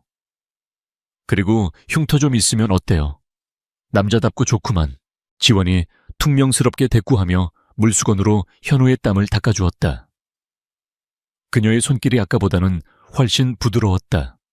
현우는 그녀의 손을 물끄러미 바라봤다. 살인자의 몸을 치료해주는 형사의 손. 아이러니했다. 왜 신고 안 합니까? 내가 범인인 거 알았잖아요. 현우가 물었다. 지원은 동작을 멈췄다. 그녀는 복잡한 표정으로 현우를 응시했다. 당신이 범인이라는 증거 아직 없어요. 그리고 아까 날 구해줬잖아요. 빚은 갚아야죠. 형사 실격이군요. 인간 실격보다는 나아요. 지원은 현우의 어깨에 담요를 덮어주었다. 두 사람 사이에 묘한 침묵이 흘렀다. 밖에서는 여전히 빗소리가 들려왔다. 좁은 방 안붉은 조명 아래 서로의 숨소리가 가깝게 느껴졌다. 현우는 난생 처음으로 타인의 온기가 싫지 않다고 느꼈다. 하지만 이 평화는 오래가지 못할 것이다. 김영훈 변호사는 어떻게 했습니까? 지원이 물었다. 세트장에 두고 왔습니다. 경찰이 도착했겠죠. 아마 지금쯤이면 공포에 질려 술술 불고 있을 겁니다. 잔인한 사람이네요, 당신. 잔인한 놈들에게는 잔인한 방법이 필요하니까요. 현우는 침대에 기대어 눈을 감았다. 약기운과 피로가 몰려왔다. 조금만 자겠습니다. 도망가지 마세요, 형사님. 당신이 필요하니까. 그것이 감시를 해달라는 뜻인지 곁에 있어 달라는 뜻인지 알 수 없었다. 지원은 잠든 현우의 얼굴을 바라보며 한숨을 쉬었다. 창백하지만 잘생긴 얼굴. 악마와 천사가 공존하는 얼굴. 그녀는 의자를 끌어당겨 침대 옆에 앉았다. 권총을 손에 쥔 채였다. 하지만 총구는 문 쪽을 향해 있었다. 그녀는 오늘 밤 이 위험한 의사를 지키기로 결심했다. 정의가 무엇인지, 법이 무엇인지에 대한 해답을 찾을 때까지. 다음 날 아침 뉴스가 세상을 뒤집어 놓았다. 유명 변호사 김영훈 패세트장에서 발견. 10년 전 사건 조작 자백 영상 공개. 김 변호사, 장민석 회장이 진범 충격 폭로. 이현우의 계획대로였다. 김영훈은 공포를 이기지 못하고 모든 것을 토해냈다. 태민은 그 자백 영상을 해킹하여 전국의 방송사에 뿌렸다. 여론은 들끓기 시작했다. 장민석의 회사 주가는 폭락했고 검찰은 재수사 압박을 받기 시작했다. 장민석의 펜트하우스. 장민석은 TV를 리모컨으로 부숴버렸다. 이현우, 그 의사놈이 10년 전 그 꼬맹이 오빠였어. 콜론이 실패하고 돌아온 후 장민석은 뒷조사를 통해 현우의 정체를 알아냈다. 그는 분노로 몸을 떨었다. 감히 날 건드려 내 인생을 망쳐 죽여버리겠어. 찢어 죽일 거야. 장민석은 전화기를 들었다. 플랜 B를 실행해 그놈의 가장 소중한 것을 노려. 친구 여자 전부 다 그의 눈은 광기로 번들거렸다. 이제 이것은 숨바꼭질이 아니었다. 전면전이었다. 현우는 잠에서 깼다. 등은 욱신거렸지만 정신은 맑았다. 지원은 옆에서 쪽잠을 자고 있었다. 현우는 그녀를 깨우지 않으려 조심스럽게 일어났다. 그때 그의 폰이 진동했다. 태민이었다. 형 큰일 났어. 장민석 놈들이 우리 아지트를 알아냈어. 그리고 태민의 목소리가 떨리고 있었다. 지금 내 집 문을 부수고 있어. 형 도와줘. 으악. 우당탕 소리와 함께 통화가 끊겼다. 현우의 표정이 차갑게 굳었다. 놈들이 선을 넘었다. 마지막 남은 가족과도 같은 친구를 건드렸다. 현우는 지원을 흔들어 깨웠다. 일어나요. 전쟁입니다. 그의 눈에서 다시 한번 악마가 깨어나고 있었다. 이번에는 전보다 더 흉포하고 더 무자비한 악마가. 빗줄기는 포구를 넘어 재앙처럼 쏟아지고 있었다. 이현우는 운전대를 잡은 손이 하얗게 질릴 정도로 꽉 쥐고 있었다. 조수석에 앉은 강지원은 그의 옆모습을 불안하게 지켜보았다. 태민의 비명이 끊어진 전화기 너머로 들려오던 파열음이 두 사람의 귀에 환청처럼 맴돌고 있었다. 위치 추적됐어요. 지원이 태블릿 PC를 두드리며 다급하게 외쳤다. 태민은 납치에 대비해 자신의 생체 신호와 GPS를 공유하는 비상 프로그램을 지원의 태블릿에 심어두었었다. 녀석의 천재성이 이런 식으로 쓰이게 될 줄은 꿈에도 몰랐다. 남양주 외곽. 장민석 소유의 별장입니다. 현우의 눈빛이 흔들렸다. 그곳은 10년 전 자신의 여동생이 싸늘한 주검으로 발견된 곳과 멀지 않은 곳이었다. 놈은 모든 것을 처음으로 되돌려놓고 그를 기다리고 있었다. 지원 병력 요청해요. 우리 둘로는 무리예요. 지원이 휴대폰을 들었다. 하지만 현우가 거칠게 그녀의 손목을 잡았다. 경찰이 움직이면 태민이는 죽습니다. 놈들은 인질 협상을 할 생각 따위 없어요. 이건 초대장입니다. 나 혼자 오라는. 그렇다고 혼자 가서 뭘 어쩌겠다는 거예요. 죽으러 가는 거라고요. 죽으러 가는 게 아닙니다. 죽여주러 가는 거지. 현우의 목소리는 지옥에서 들려오는 것처럼 낮고 음산했다. 지원은 그 순간 현우에게서 의사가 아닌 살인귀의 모습을 보았다. 하지만 그녀는 물러서지 않았다. 나도 가요. 형사님은 빠지세요. 이건 내 싸움입니다. 아니요. 당신이 선을 넘지 않게 감시해야 할 의무가 나한테 있어요. 그리고 태민 씨, 내 정보원이기도 해요. 내 사람 건드리는 놈들. 나도 용서 못해. 지원은 권총을 꺼내 탄창을 확인했다. 그녀의 눈에도 도끼가 서려 있었다. 현우는 잠시 그녀를 응시하다가 말없이 엑셀을 밟았다. 차가 빗길을 미끄러지듯 질주했다. 같은 시각 장민석의 별장 지하 와인 저장고. 고풍스러운 클래식 음악이 흐르고 있었지만 공기는 피비린내와 습기로 가득 차 있었다. 한태민은 의자에 묶인 채 피투성이가 되어 있었다. 안경은 깨졌고 얼굴은 형체를 알아보기 힘들 정도로 부어 있었다. 장민석은 최고급 와인잔을 흔들며 태민의 앞에 쭈그리고 앉았다. 우리 천재 해커님, 입이 참 무거우시네. 그깟 파일 원본이 어디 있는지 말하는 게 그렇게 어려워. 태민은 부러진 치아 사이로 핏물을 뱉어냈다. 퇴, 너 같은 쓰레기한테 줄 건 없어. 장민석의 표정이 일그러졌다. 그는 와인잔을 바닥에 던져 깨트렸다. 그리고 옆에 서 있던 콜론에게 눈짓했다. 콜론은 무표정한 얼굴로 태민의 오른손을 잡았다. 그리고 망치를 들어 올렸다. 컴퓨터 만지는 놈한테 손가락은 생명이라지. 장민석이 낄낄거렸다. 안 돼, 하지마. 태민이 공포에 질려 몸부림쳤다. 하지만 콜론의 완력을 당해낼 수는 없었다. 꽝, 둔탁한 소리와 함께 뼈가 으스러지는 소리가 났다. 태민의 입에서 인간의 것이라고는 믿기 힘든 처절한 비명이 터져 나왔다. 아, 내 손. 손가락 하나가 기형적으로 꺾여 있었다. 장민석은 그 광경을 휴대폰으로 촬영하며 즐거워했다. 이 좋은 구경을 나만 볼 수 없지. 네, 주인님한테 보내줘야지 않겠어. 장민석은 전송 버튼을 눌렀다. 선물이다. 빨리 안 오면 손가락이 하나씩 사라질 거야. 전송 완료 메시지가 떴다. 장민석은 태민의 머리채를 잡고 들어 올렸다. 잘 들어. 이현우가 도착하기 전까지 내 손가락 10개를 다 부러뜨릴 거야. 그 전에 불어.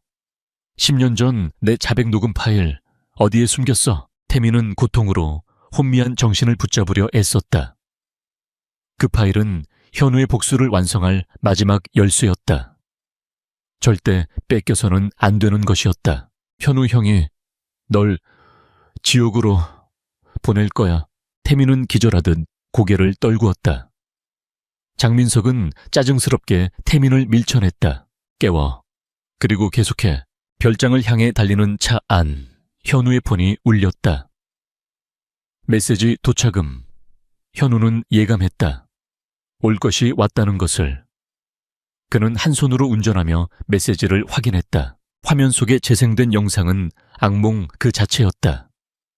태민의 비명소리가 차 안을 가득 채웠다. 현우의 눈동자가 흔들리더니 이내 초점을 잃은 듯 까맣게 변해버렸다. 이성의 끈이 끊어지는 소리가 들리는 듯 했다. 이 개자식들이. 현우의 입에서 짐승 같은 울음이 터져 나왔다. 지원도 영상을 보고 입을 틀어막았다. 너무나 잔혹했다. 법과 정의 경찰의 원칙 따위가 무의미해지는 순간이었다. 저런 악마들을 상대로 인권인이 절찬히 하는 것을 따지는 것 자체가 사치였다. 더 빨리 가요. 밟아요. 지원이 소리쳤다. 현우는 대답 대신 가속 페달을 끝까지 밟았다. 엔진이 비명을 지르며 차가 튀어나갔다. 속도계 바늘이 200km를 넘어서고 있었다. 도착 5분 전, 현우는 차를 숲속에 급정거시켰다. 별장 입구에는 경비가 삼엄했다.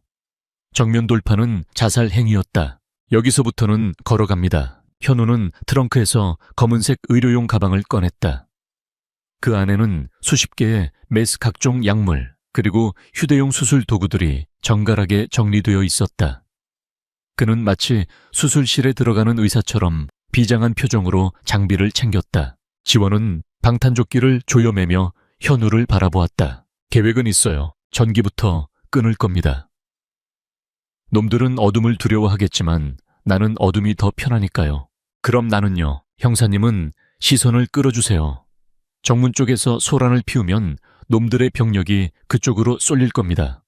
그 틈에 내가 지하로 침투합니다. 위험해요.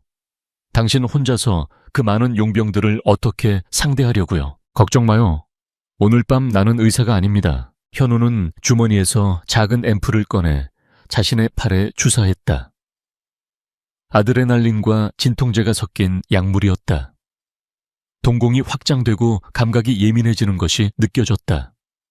그는 고통도 공포도 느끼지 않는 살인 기계가 될 준비를 마쳤다. 살아서 봐요. 현우는 그 말을 남기고 빗속의 숲으로 사라졌다. 지원은 그의 뒷모습을 보며 잠시 망설이다가 결심한 듯 정문을 향해 뛰었다. 그녀의 손에는 경찰 신분증 대신 권총이 들려 있었다.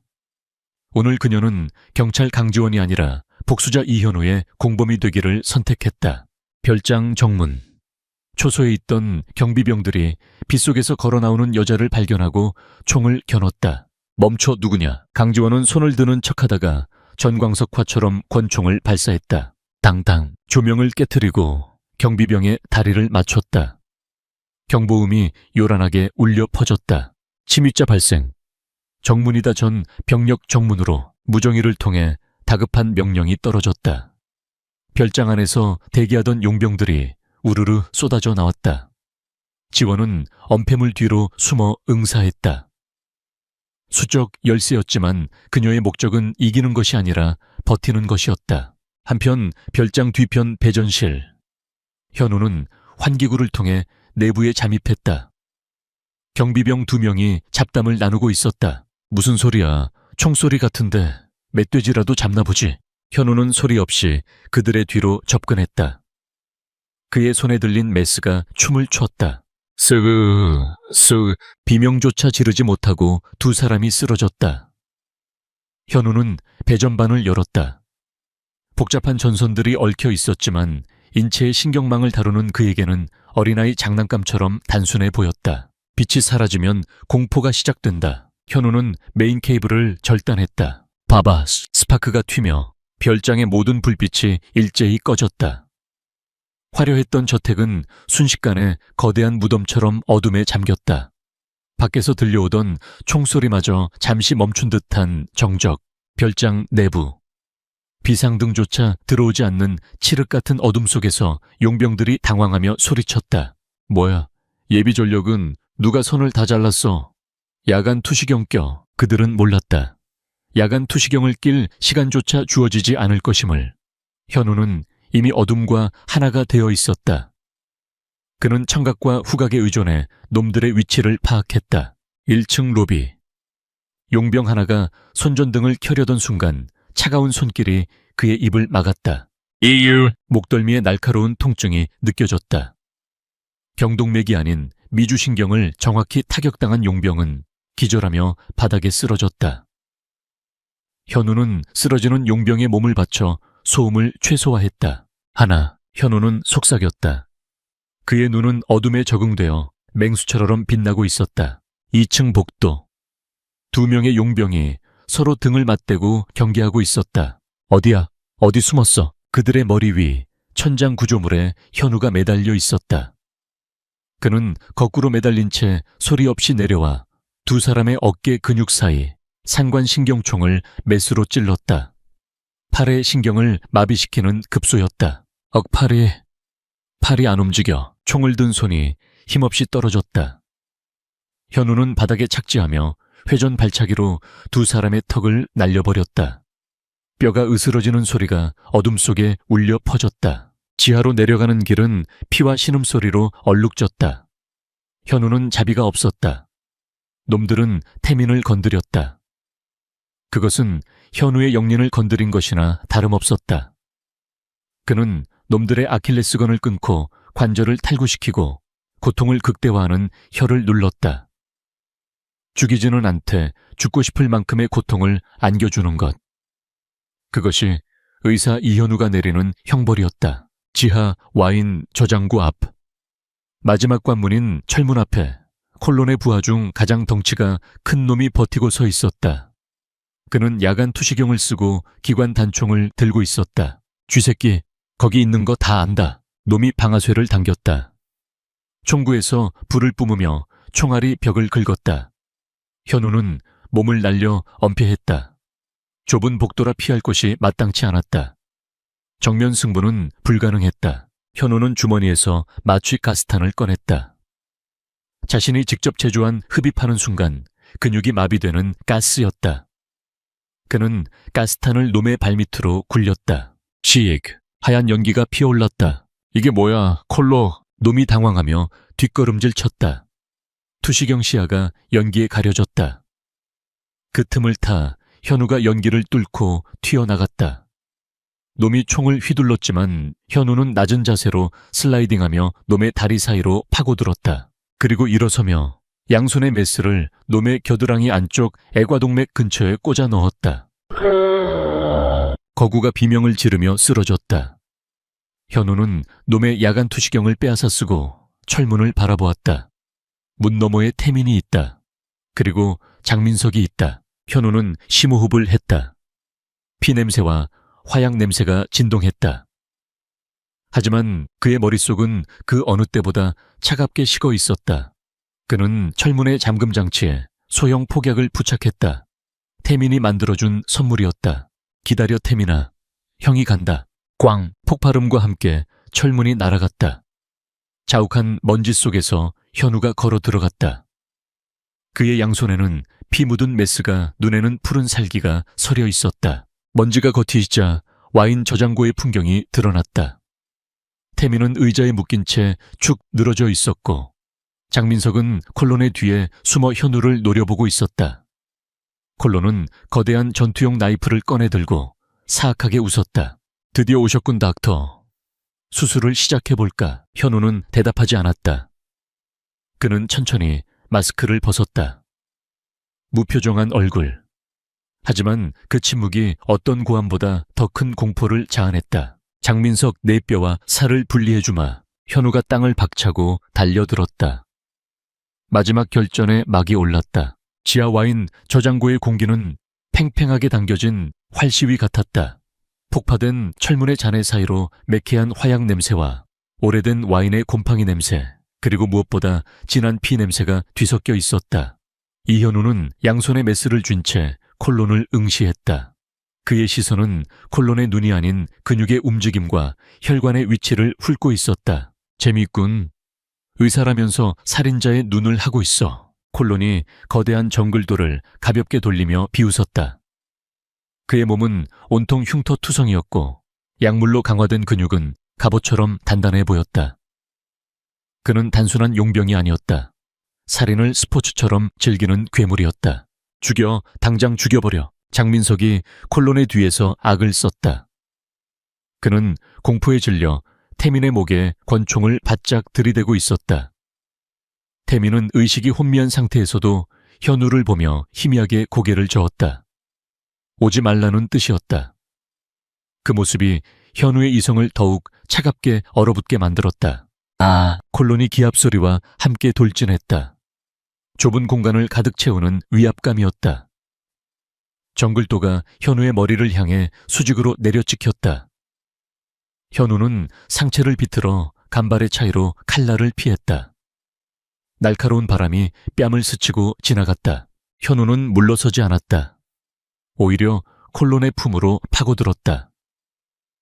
체급 차이로 인한 힘의 열세를 극복할 방법은 스피드와 정밀함 뿐이었다. 현우의 오른손에 들린 메스가 콜론의 손목 인대를 노렸다. 하지만 콜론의 반응 속도는 예상보다 빨랐다. 그는 팔을 거두며 반대편 주먹으로 현우의 복부를 강타했다. 구애억. 현우의 몸이 뒤로 날아가 와인 진열장에 처박혔다. 수십 병의 와인이 깨지며 붉은 액체가 바닥을 적셨다. 복부에서 끔찍한 통증이 밀려왔다. 갈비뼈에 금이 간 것 같았다. 역시 약골이군. 기술은 좋은데 힘이 없어. 콜론이 혀를 차며 다가왔다. 현우는 비틀거리며 일어났다. 입안에서 피맛이 났다. 그는 깨진 와인병 조각들 사이에서 다시 자세를 잡았다. 고통은 중요하지 않았다. 그의 뇌는 이미 고통 신호를 차단하고 오직 상대를 해체할 방법만을 연산하고 있었다. 인체는 정교한 기계다. 아무리 단단한 갑옷을 입어도 관절과 신경은 노출되어 있다. 현우의 눈이 콜론의 오른쪽 무릎과 겨드랑이, 그리고 목비끈을 차례로 스캔했다. 다시 한번 해보자고. 콜론이 정글도를 횡으로 휘둘렀다. 현우는 바닥에 고인 와인에 미끄러지듯 몸을 낮췄다. 칼날이 머리 위를 스쳐 지나가는 순간 현우는 바닥을 박차고 튀어 올랐다.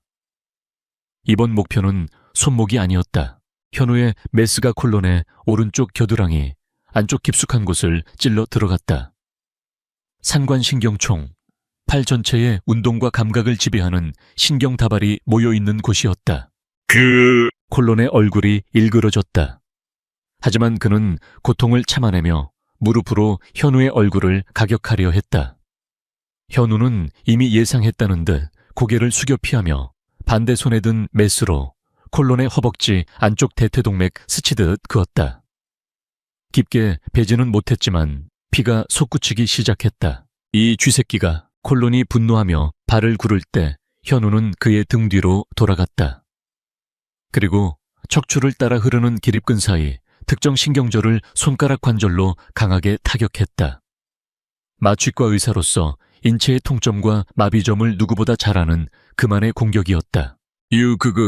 콜론의 움직임이 눈에 띄게 둔해졌다. 오른팔이 마음대로 움직이지 않는 듯 덜덜 떨렸다. 현우는 쉴 틈을 주지 않았다.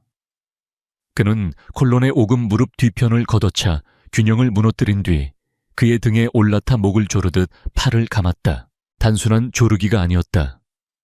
경동맥동을 압박하여 뇌로 가는 혈류를 순간적으로 차단하는 기술이었다. 콜론이 현우를 떼어내려 안간힘을 썼지만 마비된 팔과 다리에 힘이 들어가지 않았다. 거대한 짐승 같던 콜론의 눈동자가 뒤집혔다. 몇 초 후 그가 무거운 소리를 내며 앞으로 고꾸라졌다.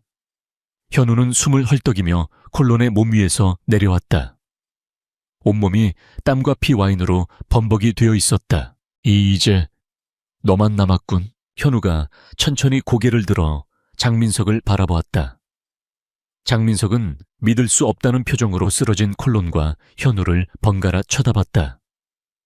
그 천하의 용병대장이 일개 의사에게 당했다는 사실을 받아들이기 힘든 모양이었다. 오지마, 오면 쏜다. 진짜 쏠 거야. 장민석이 태민의 머리에 총을 더욱 세게 눌렀다. 태민이 고통스러운 신음을 흘렸다. 현우는 걸음을 멈췄다. 거리는 약 5m. 권총의 사거리는 충분했다. 진정해, 장민석. 네가 원하는 건 나잖아. 그 친구는 보내줘. 웃기지 마. 이 새끼가 있어야 내가 살아. 너 거기서 움직이지 마. 칼 버려. 메스 버리라고. 장민석의 손이 심하게 떨리고 있었다.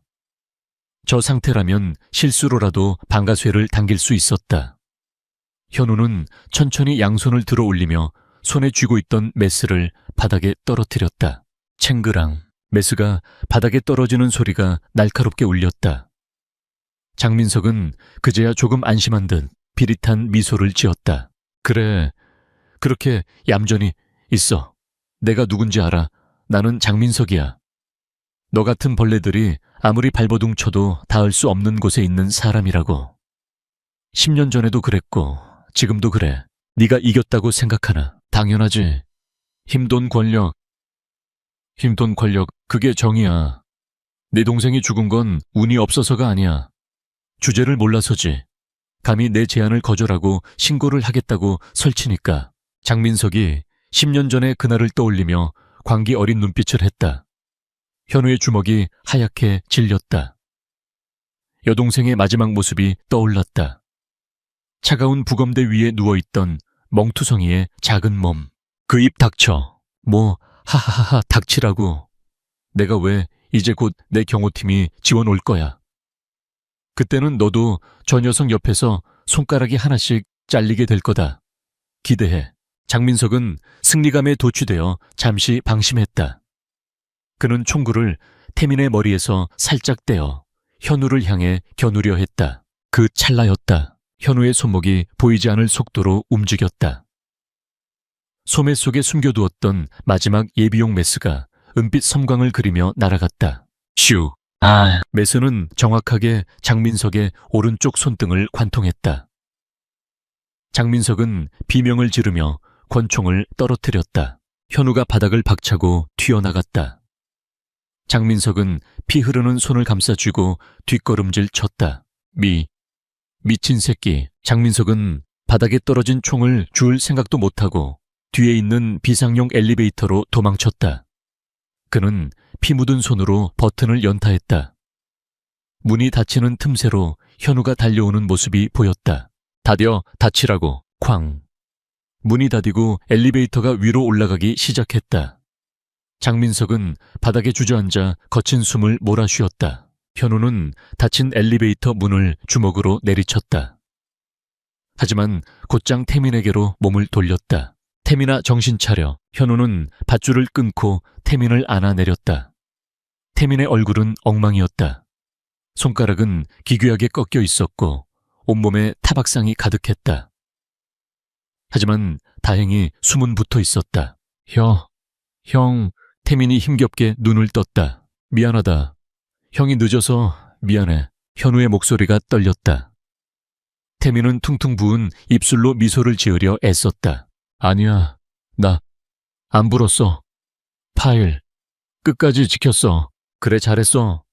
넌 최고야. 이제 쉬어. 현우는 구금낭에서 진통제를 꺼내 태민에게 주사했다. 그리고 부러진 손가락을 임시로 고정하고 압박 붕대를 감았다.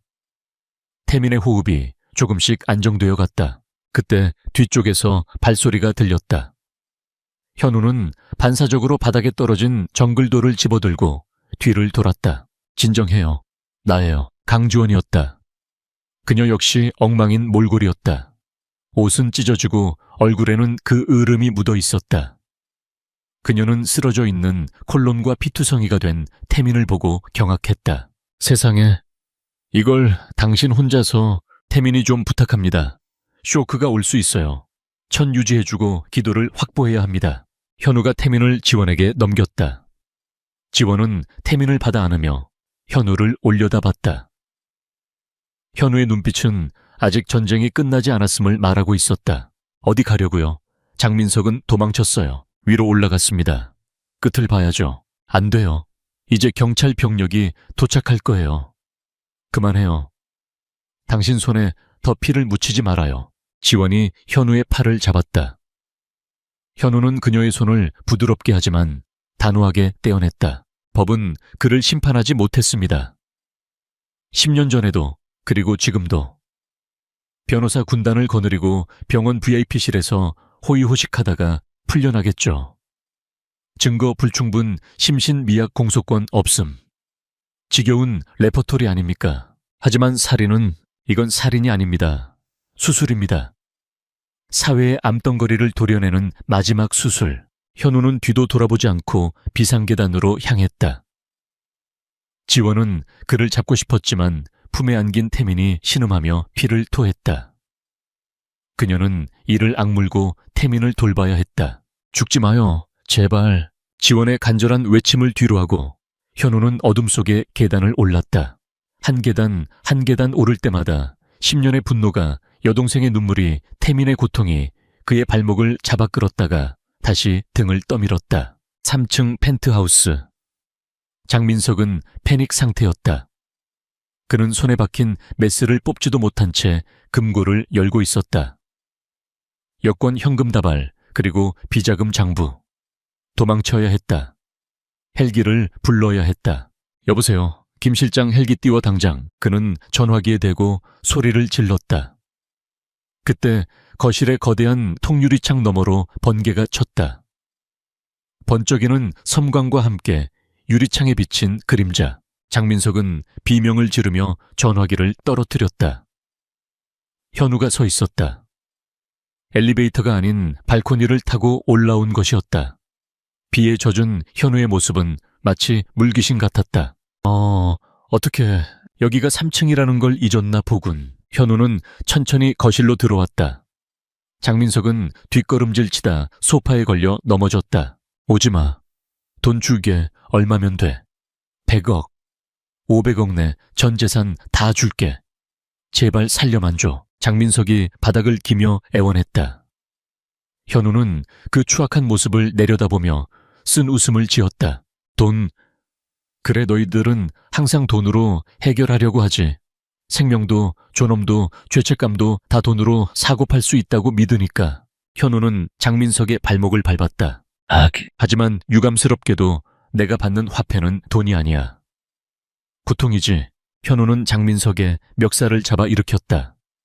그리고 그를 끌고 발코니로 나갔다. 폭우가 두 사람을 때렸다. 발코니 난간 아래로는 까마득한 어둠이 입을 벌리고 있었다. 이거 나 미친 새끼야. 이거 노뚜라고. 장민석이 발버둥 쳤지만 현우의 악력은 쇠사슬처럼 단단했다. 현우는 장민석을 난간 위로 밀어붙였다. 장민석의 상체가 허공으로 기울었다. 살려줘. 잘못했어. 내가 죽였어. 내가 그랬다고 그러니까 제발. 드디어 자백을 하는군. 하지만 너무 늦었어. 현우는 품에서 태민이 목숨 걸고 지킨 소형 녹음기를 꺼내 보였다. 그리고 장민석의 눈앞에서 전송 버튼을 눌렀다. 전송 완료. 경찰청 서버 및 주요 언론사 제보 게시판. 이게 뭐 10년 전 네가 술김에 자랑처럼 떠들었던 살인 고백. 태민이가 복원해낸 원본 파일이다. 방금 네가 한 말까지 더해져서 전 국민이 듣게 되겠지. 안 돼, 안 돼. 장민석의 얼굴이 절망으로 일그러졌다. 그의 사회적 생명은 끝났다. 끝났다. 하지만 현우는 그것으로 만족하지 않았다. 사회적 사형은 집행됐다. 이제 육체적 형벌이 남았지. 현우는 장민석의 눈을 똑바로 쳐다봤다. 내 동생이 떨어질 때 느꼈을 공포, 너도 느껴봐라. 그 순간 아래층에서 사이렌 소리가 요란하게 울려 퍼졌다. 경찰 특공대가 진입하고 있었다. 옥상 문이 벌컥 열리며 강지원이 뛰어들어왔다. 이현우 안 돼. 지원이 총을 겨누며 소리쳤다. 그를 죽이면 당신도 똑같은 괴물이 되는 거예요. 법의 심판을 받게 해요. 이제 증거도 있잖아요. 현우는 지원을 돌아보았다. 비에 젖은 얼굴에 슬픈 미소가 번졌다. 형사님, 법은 그를 감옥에 가둘 수는 있어도 그가 저지른 죄의 무게를 온전히 느끼게 할 수는 없습니다. 감옥은 그에게 휴양지일 뿐이에요. 현우의 눈빛이 다시 차갑게 변했다. 그는 장민석을 잡은 손에 힘을 주었다. 안 돼. 장민석이 필사적으로 저항했다. 그는 현우의 팔을 물어뜯고 발버둥 쳤다. 그 과정에서 두 사람의 중심이 무너졌다. 빗물의 미끄러운 바닥이 그들을 배신했다. 현우와 장민석 두 사람의 몸이 난간을 넘어 허공으로 기울어졌다. 같이 가자 지옥으로. 현우가 속삭였다. 장민석의 비명과 지원의 절규가 폭우 속에 섞여들었다. 두 그림자가 어둠 속으로 추락했다. 마치 날개 잃은 새처럼 혹은 심판을 내리기 위해 강림하는 타락천사처럼. 그렇게 10년의 복수는 비극적인 추락으로 끝을 맺는 듯 했다. 쿵! 둔탁한 충격음이 들리고 세상은 침묵에 잠겼다. 중력은 누구에게나 평등하다. 하지만 낙하하는 순간의 찰나 그 짧은 시간 동안 인간이 할 수 있는 선택은 평등하지 않다. 3층 높이의 발코니에서 떨어지는 2초 남짓한 시간 동안 이현우의 두뇌는 초고속으로 회전했다. 그는 공포에 질려 허우적거리는 장민석의 몸을 자신의 방패로 삼지 않았다. 대신 그는 장민석의 멱살을 잡은 손을 놓고 그의 어깨를 강하게 밀어 회전력을 주었다. 장민석의 몸이 공중에서 뒤집혔다. 머리와 목이 먼저 바닥을 향하도록 설계된 정교한 각도였다. 반면 현우는 몸을 최대한 웅크려 충격을 분산시킬 준비를 했다. 쿵, 우지끈, 둔탁한 파열음이 빗소리를 뚫고 울려 퍼졌다. 젖은 잔디밭 위로 두 개의 그림자가 널브러졌다. 하나는 꿈틀거렸고 하나는 인형처럼 미동도 없었다. 이현우, 강지원이 계단을 뛰어내려와 빗속으로 달려들었다. 그녀의 심장이 터질 듯이 뛰었다. 그녀는 먼저 꿈틀거리는 쪽으로 다가갔다. 이현우였다. 그는 흙투성이가 된 채 거친 숨을 몰아쉬고 있었다. 왼쪽 다리가 기이한 각도로 꺾여 있었고 입에서는 핏물이 흘러나왔지만 의식은 있었다. 살아 있어요. 괜찮아요. 지원이 떨리는 손으로 현우의 뺨을 감쌌다. 현우는 고통스러운 표정으로 눈을 떴다. 그의 시선은 지원을 지나쳐 저만치 떨어져 있는 장민석을 향했다. 저놈은 지원은 장민석에게 다가갔다. 장민석은 눈을 뜨고 있었다. 하지만 초점이 없었다. 그의 목은 부자연스럽게 돌아가 있었고 입은 벌어져 있었지만 아무런 소리도 내지 못했다. 가슴은 미약하게 오르내리고 있었지만 손발은 마치 죽은 사람처럼 축 늘어져 있었다. 지원은 장민석의 경동맥에 손을 댔다. 맥박이 뛰고 있었다. 살아있어요. 하지만 지원은 말을 잇지 못했다. 그녀는 직감했다. 장민석의 몸 상태가 심상치 않다는 것을. 그것은 죽음보다 더한 상태였다. 현우는 그 모습을 보고 희미하게 입꼬리를 올렸다. 그리고 의식을 잃었다. 일주일 후 한일병원 VIP 병동이 아닌 경찰 감시하에 있는 일반 병동 1인실. 이현우는 창문으로 들어오는 햇살에 눈을 떴다. 온몸이 붕대로 감겨 있었고 왼쪽 다리에는 깁스를 하고 있었다. 그리고 그의 오른손목에는 차가운 수갑이 채워져 침대 난간에 고정되어 있었다. 깼어요. 익숙한 목소리였다. 강주원이 사과를 깎으며 침대 옆에 앉아 있었다. 그녀의 얼굴은 한결 편안해 보였지만 눈가에는 피로가 묻어 있었다. 얼마나 잔 겁니까? 일주일이요. 대수술을 2번이나 했어요. 비장 파열에 다리 골절 늑골골절. 의사 선생님들이 당신 보고 좀비래요. 보통 사람이면 쇼크사했을 거라고. 현우는 천천히 상체를 일으키려다 통증에 신음했다. 지원이 급히 침대 등받이를 세워주었다. 무모했어요. 죽을 뻔했다고요. 결과는요. 현우는 물을 한 모금 마시고 건조하게 물었다. 지원은 TV 리모컨을 들어 벽걸이 TV를 켰다. 뉴스 채널이었다.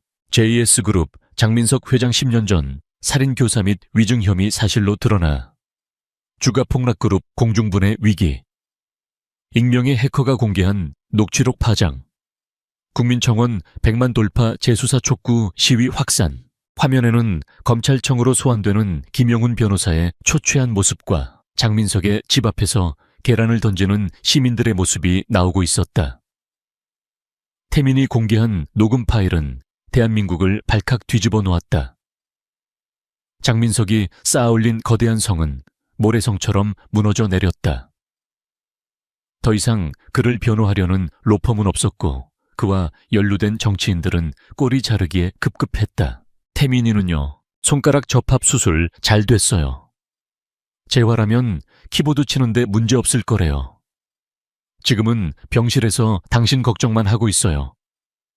자기가 해킹해서 당신 병원비 다 냈다고 전해달라던데요. 물론 불법이라 압류될 돈이겠지만. 지원이 피식 웃었다. 현우도 안도의 한숨을 내쉬었다. 모든 것이 계획대로였다. 아니, 계획보다 더 완벽했다.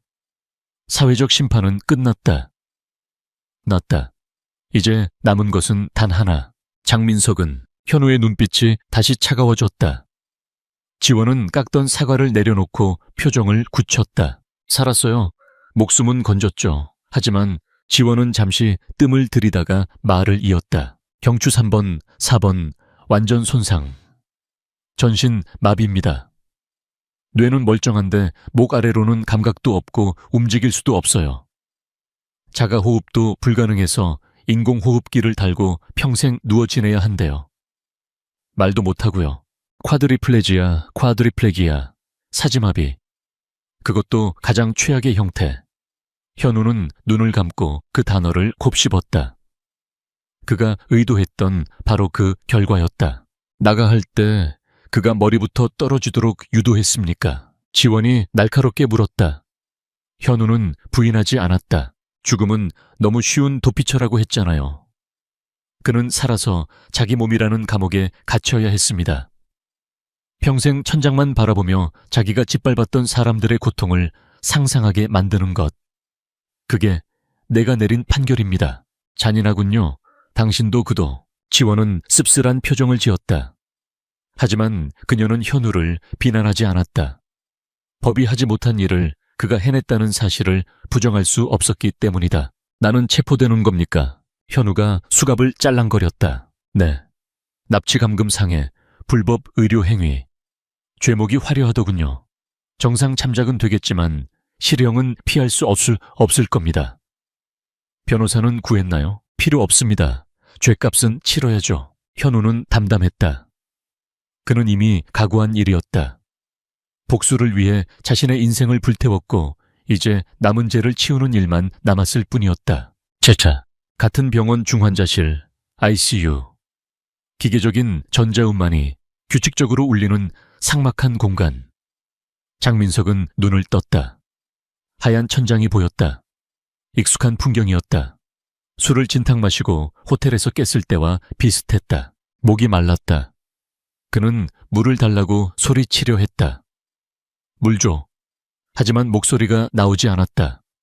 입술조차 움직이지 않았다. 뭐야, 왜 이래? 그는 손을 들어 입을 만져보려 했다. 하지만 팔이 움직이지 않았다. 손가락 하나 까딱할 수 없었다. 마치 몸이 콘크리트 속에 굳어버린 것 같았다. 공포가 엄습했다. 이게 무슨 일이야, 야, 누구 없어. 그는 필사적으로 몸부림쳤지만 겉으로 보이는 것은 눈동자의 격렬한 흔들림 뿐이었다. 그의 몸은 시체처럼 고요했다.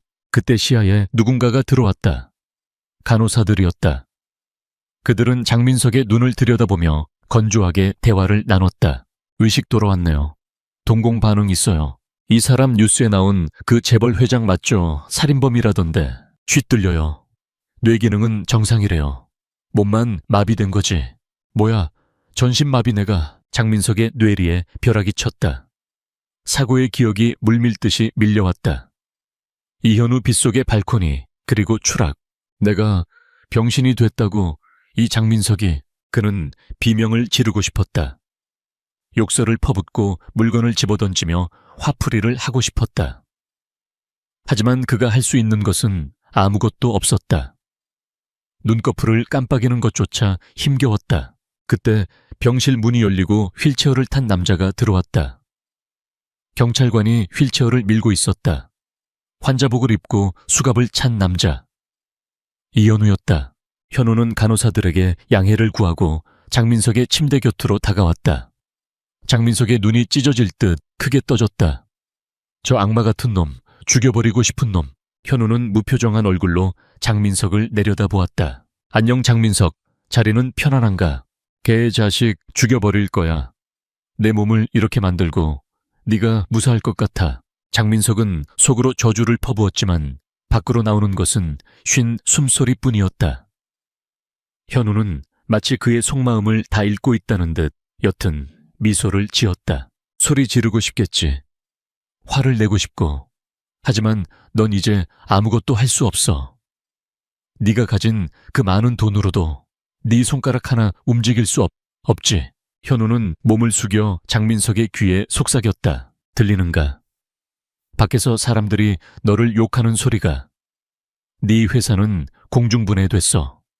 네 아버지도 구속됐고 너를 지켜주던 권력의 울타리는 이제 없어. 장민석의 눈에서 눈물이 주르륵 흘러내렸다. 슬퍼서가 아니었다. 분하고 억울해서였다. 이게 내 선물이야. 침묵의 감옥. 너는 이제 죽는 날까지 이 육체라는 독방에 갇혀서 네가 저지른 죄악들을 곱씹으며 살아가야 해. 간지러워도 긁을 수 없고 아파도 소리칠 수 없어. 오직 생각만 할 수 있지. 아주 긴 시간 동안. 현우의 목소리는 잔혹할 정도로 차분했다. 10년 전 내 동생이 차가운 땅바닥에서 느꼈던 무력감. 넌 이제 그걸 매일 매순간 느끼게 될 거야. 현우는 자리에서 물러났다. 오래 살아라 장민석. 부디 장수하길 빌지. 그게 너에게 내리는 형벌이니까. 현우가 휠체어를 돌려 병실을 나갔다. 장민석은 멀어지는 그의 뒷모습을 노려봤다. 가지마 돌아와. 날 죽여. 차라리 죽이라고. 그의 절규는 침묵 속에 묻혔다. 병실 안에는 다시 기계음만이 남았다. 삑삑삑. 그 소리는 마치 그의 남은 생을 카운트다운하는 시계 초침 소리처럼 들렸다. 그는 영원히 끝나지 않을 악몽 속에 홀로 남겨졌다. 네. 경찰서 유치장 면회실. 현우는 투명한 유리벽 너머에 태민을 보고 있었다. 태민은 아직 손에 붕대를 감고 있었지만 표정은 밝았다. 형, 국선 변호사님이 그러는데 형량 꽤 나올 것 같대. 최소 7년, 상관없어. 생각보다 짧네. 현우는 덤덤하게 말했다. 그리고 지원 누나가 탄원서 쓰고 있어. 피해자 가족들도 다 서명운동하고 있고. 여론이 형편이라서 어쩌면 더 줄어들 수도 있대. 태민은 신이 나서 떠들었다. 현우는 미소를 지으며 고개를 끄덕였다. 태민아, 고맙다. 내 덕분에 가능했어. 그리고 미안했다. 너까지 위험하게 만들어서. 태민은 코끝이 찡해진 듯 고개를 숙였다. 무슨 소리야. 우린 팀이잖아. 형 나오면 다시 뭉쳐야지. 그때는 병원 차리자. 나는 원무과장하고. 그래.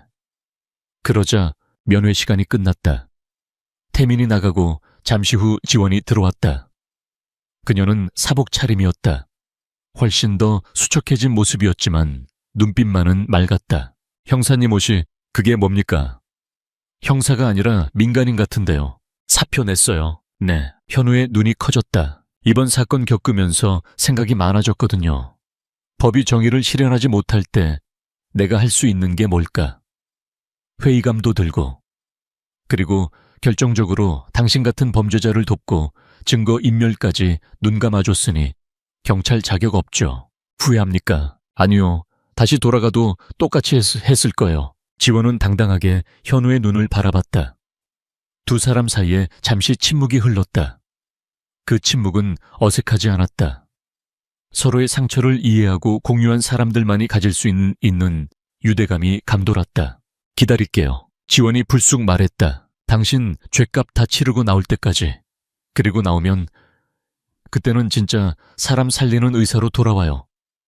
내가 지켜볼 거니까. 현우는 가슴 한구석이 묵직해지는 것을 느꼈다. 10년 동안 얼어붙어 있던 심장에 따뜻한 피가 도는 느낌이었다. 그는 처음으로 진심 어린 미소를 지었다. 가면이 아닌 진짜 이현우의 미소였다. 약속하죠. 그때는 맛있는 밥 한 끼 사겠습니다. 두 사람은 유리벽을 사이에 두고 손바닥을 마주댔다. 차가운 유리에 감촉 대신 서로의 온기가 전해지는 듯 했다. 밖에는 비가 그치고 맑은 하늘이 드러나 있었다. 10년의 긴 장마가 드디어 끝난 것이다. 5년 후 서울 근교의 한 요양병원. 이곳은 대한민국 상위 1%만을 위한 VVIP 병동이었다. 창밖으로는 잘 가꾸어진 정원이 내려다 보였고 실내는 최고급 호텔 스위트룸처럼 꾸며져 있었다. 하지만 침대 위에 누워있는 남자에게 이곳은 세상에서 가장 화려한 감옥일 뿐이었다. 장민석은 천장을 응시하고 있었다. 그의 시야에 들어오는 것은 하얀 천장의 무늬뿐이었다. 오른쪽 눈썹 위가 간지러웠다. 아주 사소한 가려움이었지만 손을 들어 긁을 수 없는 그에게는 끔찍한 고문이었다. 그는 눈동자를 굴려 간병인을 찾으려 했지만 간병인은 이어폰을 꽂고 스마트폰을 보고 있었다. 간지러워. 제발 좀 긁어줘. 그는 마음속으로 비명을 질렀다. 하지만 밖으로 나오는 소리는 기계적인 인공호흡기에 슉슉 하는 바람 소리뿐이었다. 그의 뇌는 너무나도 맑았다. 그것이 가장 큰 저주였다. 사지가 마비된 채 갇혀버린 영혼. 지난 5년 동안 그는 매일매일 자신이 저질렀던 죄악들을 강제로 복귀해야 했다. 간병인이 TV 채널을 돌렸다. 뉴스 채널이었다. 오늘의 뉴스입니다. 5년 전 세상을 떠들썩하게 했던 이른바 의사심판자. 사건의 장본인 이현우 씨가 오늘 만기 출소했습니다. 당시 법원은 그에게 징역 7년을 선고했으나 모범적인 수용 생활과 국민들의 탄원, 장민석의 동공이 지진이 난 듯 흔들렸다. 이현우. 그 이름 세 글자가 들리자 심박수 모니터가 요란하게 울리기 시작했다. 환자분, 왜 그러세요? 어디 불편하세요? 간병인이 놀라서 다가왔지만 장민석이 할 수 있는 것은 아무것도 없었다. 화면 속에서는 교도소 문을 나서는 이현우의 모습이 나오고 있었다. 그는 여전히 꼿꼿했고 여전히 담담한 표정이었다. 나는 이렇게 누워서 똥오줌도 못 가리는 신세가 되었는데 너는 자유라고. 분노가 치밀어 올랐지만 혈압 수치가 올라가는 것 말고는 그 분노를 표출할 방법이 없었다. 그는 깨달았다. 이현우가 말했던 침묵의 판결이 바로 이것임을. 세상은 장민석을 잊었지만 장민석은 세상과 이현우를 영원히 기억하며 고통받아야 했다. 그것은 죽음보다 더 긴 형벌이었다. 같은 시각 안양교도소 정문 앞. 거대한 철문이 육중한 소리를 내며 열렸다. 늦가을에 햇살이 쏟아져 내렸다. 이현우는 눈을 가늘게 뜨고 손으로 햇살을 가렸다. 5년 만에 맛보는 바깥 공기였다. 차갑지만 상쾌했고 비릿한 냄새 대신 마른 낙엽 냄새가 났다. 그는 심호흡을 했다. 폐부 깊숙이 자유가 들어왔다. 수감 생활 동안 그는 많은 것을 내려놓았다. 복수심도 분노도 그리고 의사로서의 미련도. 그는 이제 더 이상 메스를 잡을 수 없었다. 의사 면허는 취소되었고 전과자라는 낙인이 찍혔다. 하지만 후회는 없었다. 형, 익숙하고 반가운 목소리가 들렸다. 주차장에서 한 남자가 달려오고 있었다. 한태민이었다. 5년 전보다 살이 좀 붙었고 옷차림도 훨씬 세련되어 있었다. 그는 헐떡거리며 달려와 현우를 와락 껴안았다. 나오느라 고생했어. 진짜 보고 싶었어, 형. 태민은 어린아이처럼 훌쩍거렸다. 현우는 어색하게 웃으며 태민의 등을 토닥였다. 다 컸구나, 태민이. 이제 사장님 티가 나는데. 에이, 무슨. 그냥 작은 보안 업체 하나 차린 거야. 형 나오면 같이 하려고 자리도 비워뒀어. 태민이 눈물을 훔치며 웃었다. 그리고 그 뒤 검은색 코트를 입은 여자가 서 있었다. 강지원이었다. 그녀는 짧았던 머리를 길러 어깨까지 내려뜨리고 있었다. 형사 시절의 날카로움은 사라지고 한결 부드럽고 편안한 인상이었다. 그녀의 손에는 하얀 두부 한 모가 들려 있었다. 출소 축하해요. 지원이 두부를 내밀었다. 현우는 두부를 받아들고 피식 웃었다. 이거 너무 클리셰 아닙니까? 클리셰가 왜 클래식인지 알아요. 그만큼 확실하니까요. 어서 먹어요. 다시는 하얀 가운 입고 피 묻히는 일 하지 말라는 뜻이에요. 현우는 두부를 크게 한 입 베어 물었다. 담백하고 고소한 맛이 입안에 퍼졌다. 그것은 새로운 시작의 맛이었다. 잘 지냈습니까? 그럼요. 당신 없는 동안 얼마나 바빴는데요. 태민 씨랑 같이 피해자 지원센터 운영하느라 정신없었어요. 법이 해결해주지 못하는 억울한 사연들 들어주고 증거 찾아주고 물론 합법적인 선에서요. 지원이 눈을 찡긋했다. 당신이 필요해요, 이현우 씨. 우리는 의학적인 지식이 부족하거든요. 부검 감정서 해석이라던가 의료 사고 분석이라던가 도와줄 거죠. 현우는 남은 두부를 삼키며 고개를 끄덕였다. 의사로서 수술대 앞에 설 수는 없겠지만 진실을 밝히는 칼날은 될 수 있을 것이다.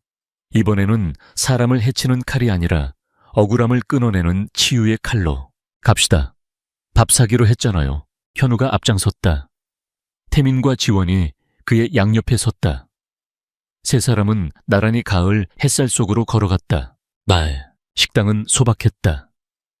보글보글 끓는 김치찌개와 계란말이, 그리고 소주 한 병. 화려한 만찬은 아니었지만 현우에게는 그 어떤 진수성찬보다 귀했다. 태민은 쉴 새 없이 떠들었다.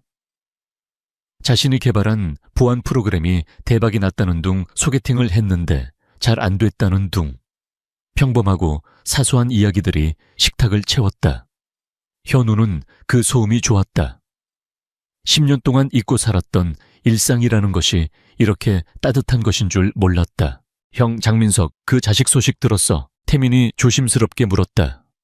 분위기가 잠시 가라앉았다. 뉴스 봤어. 꼴 좋지 뭐.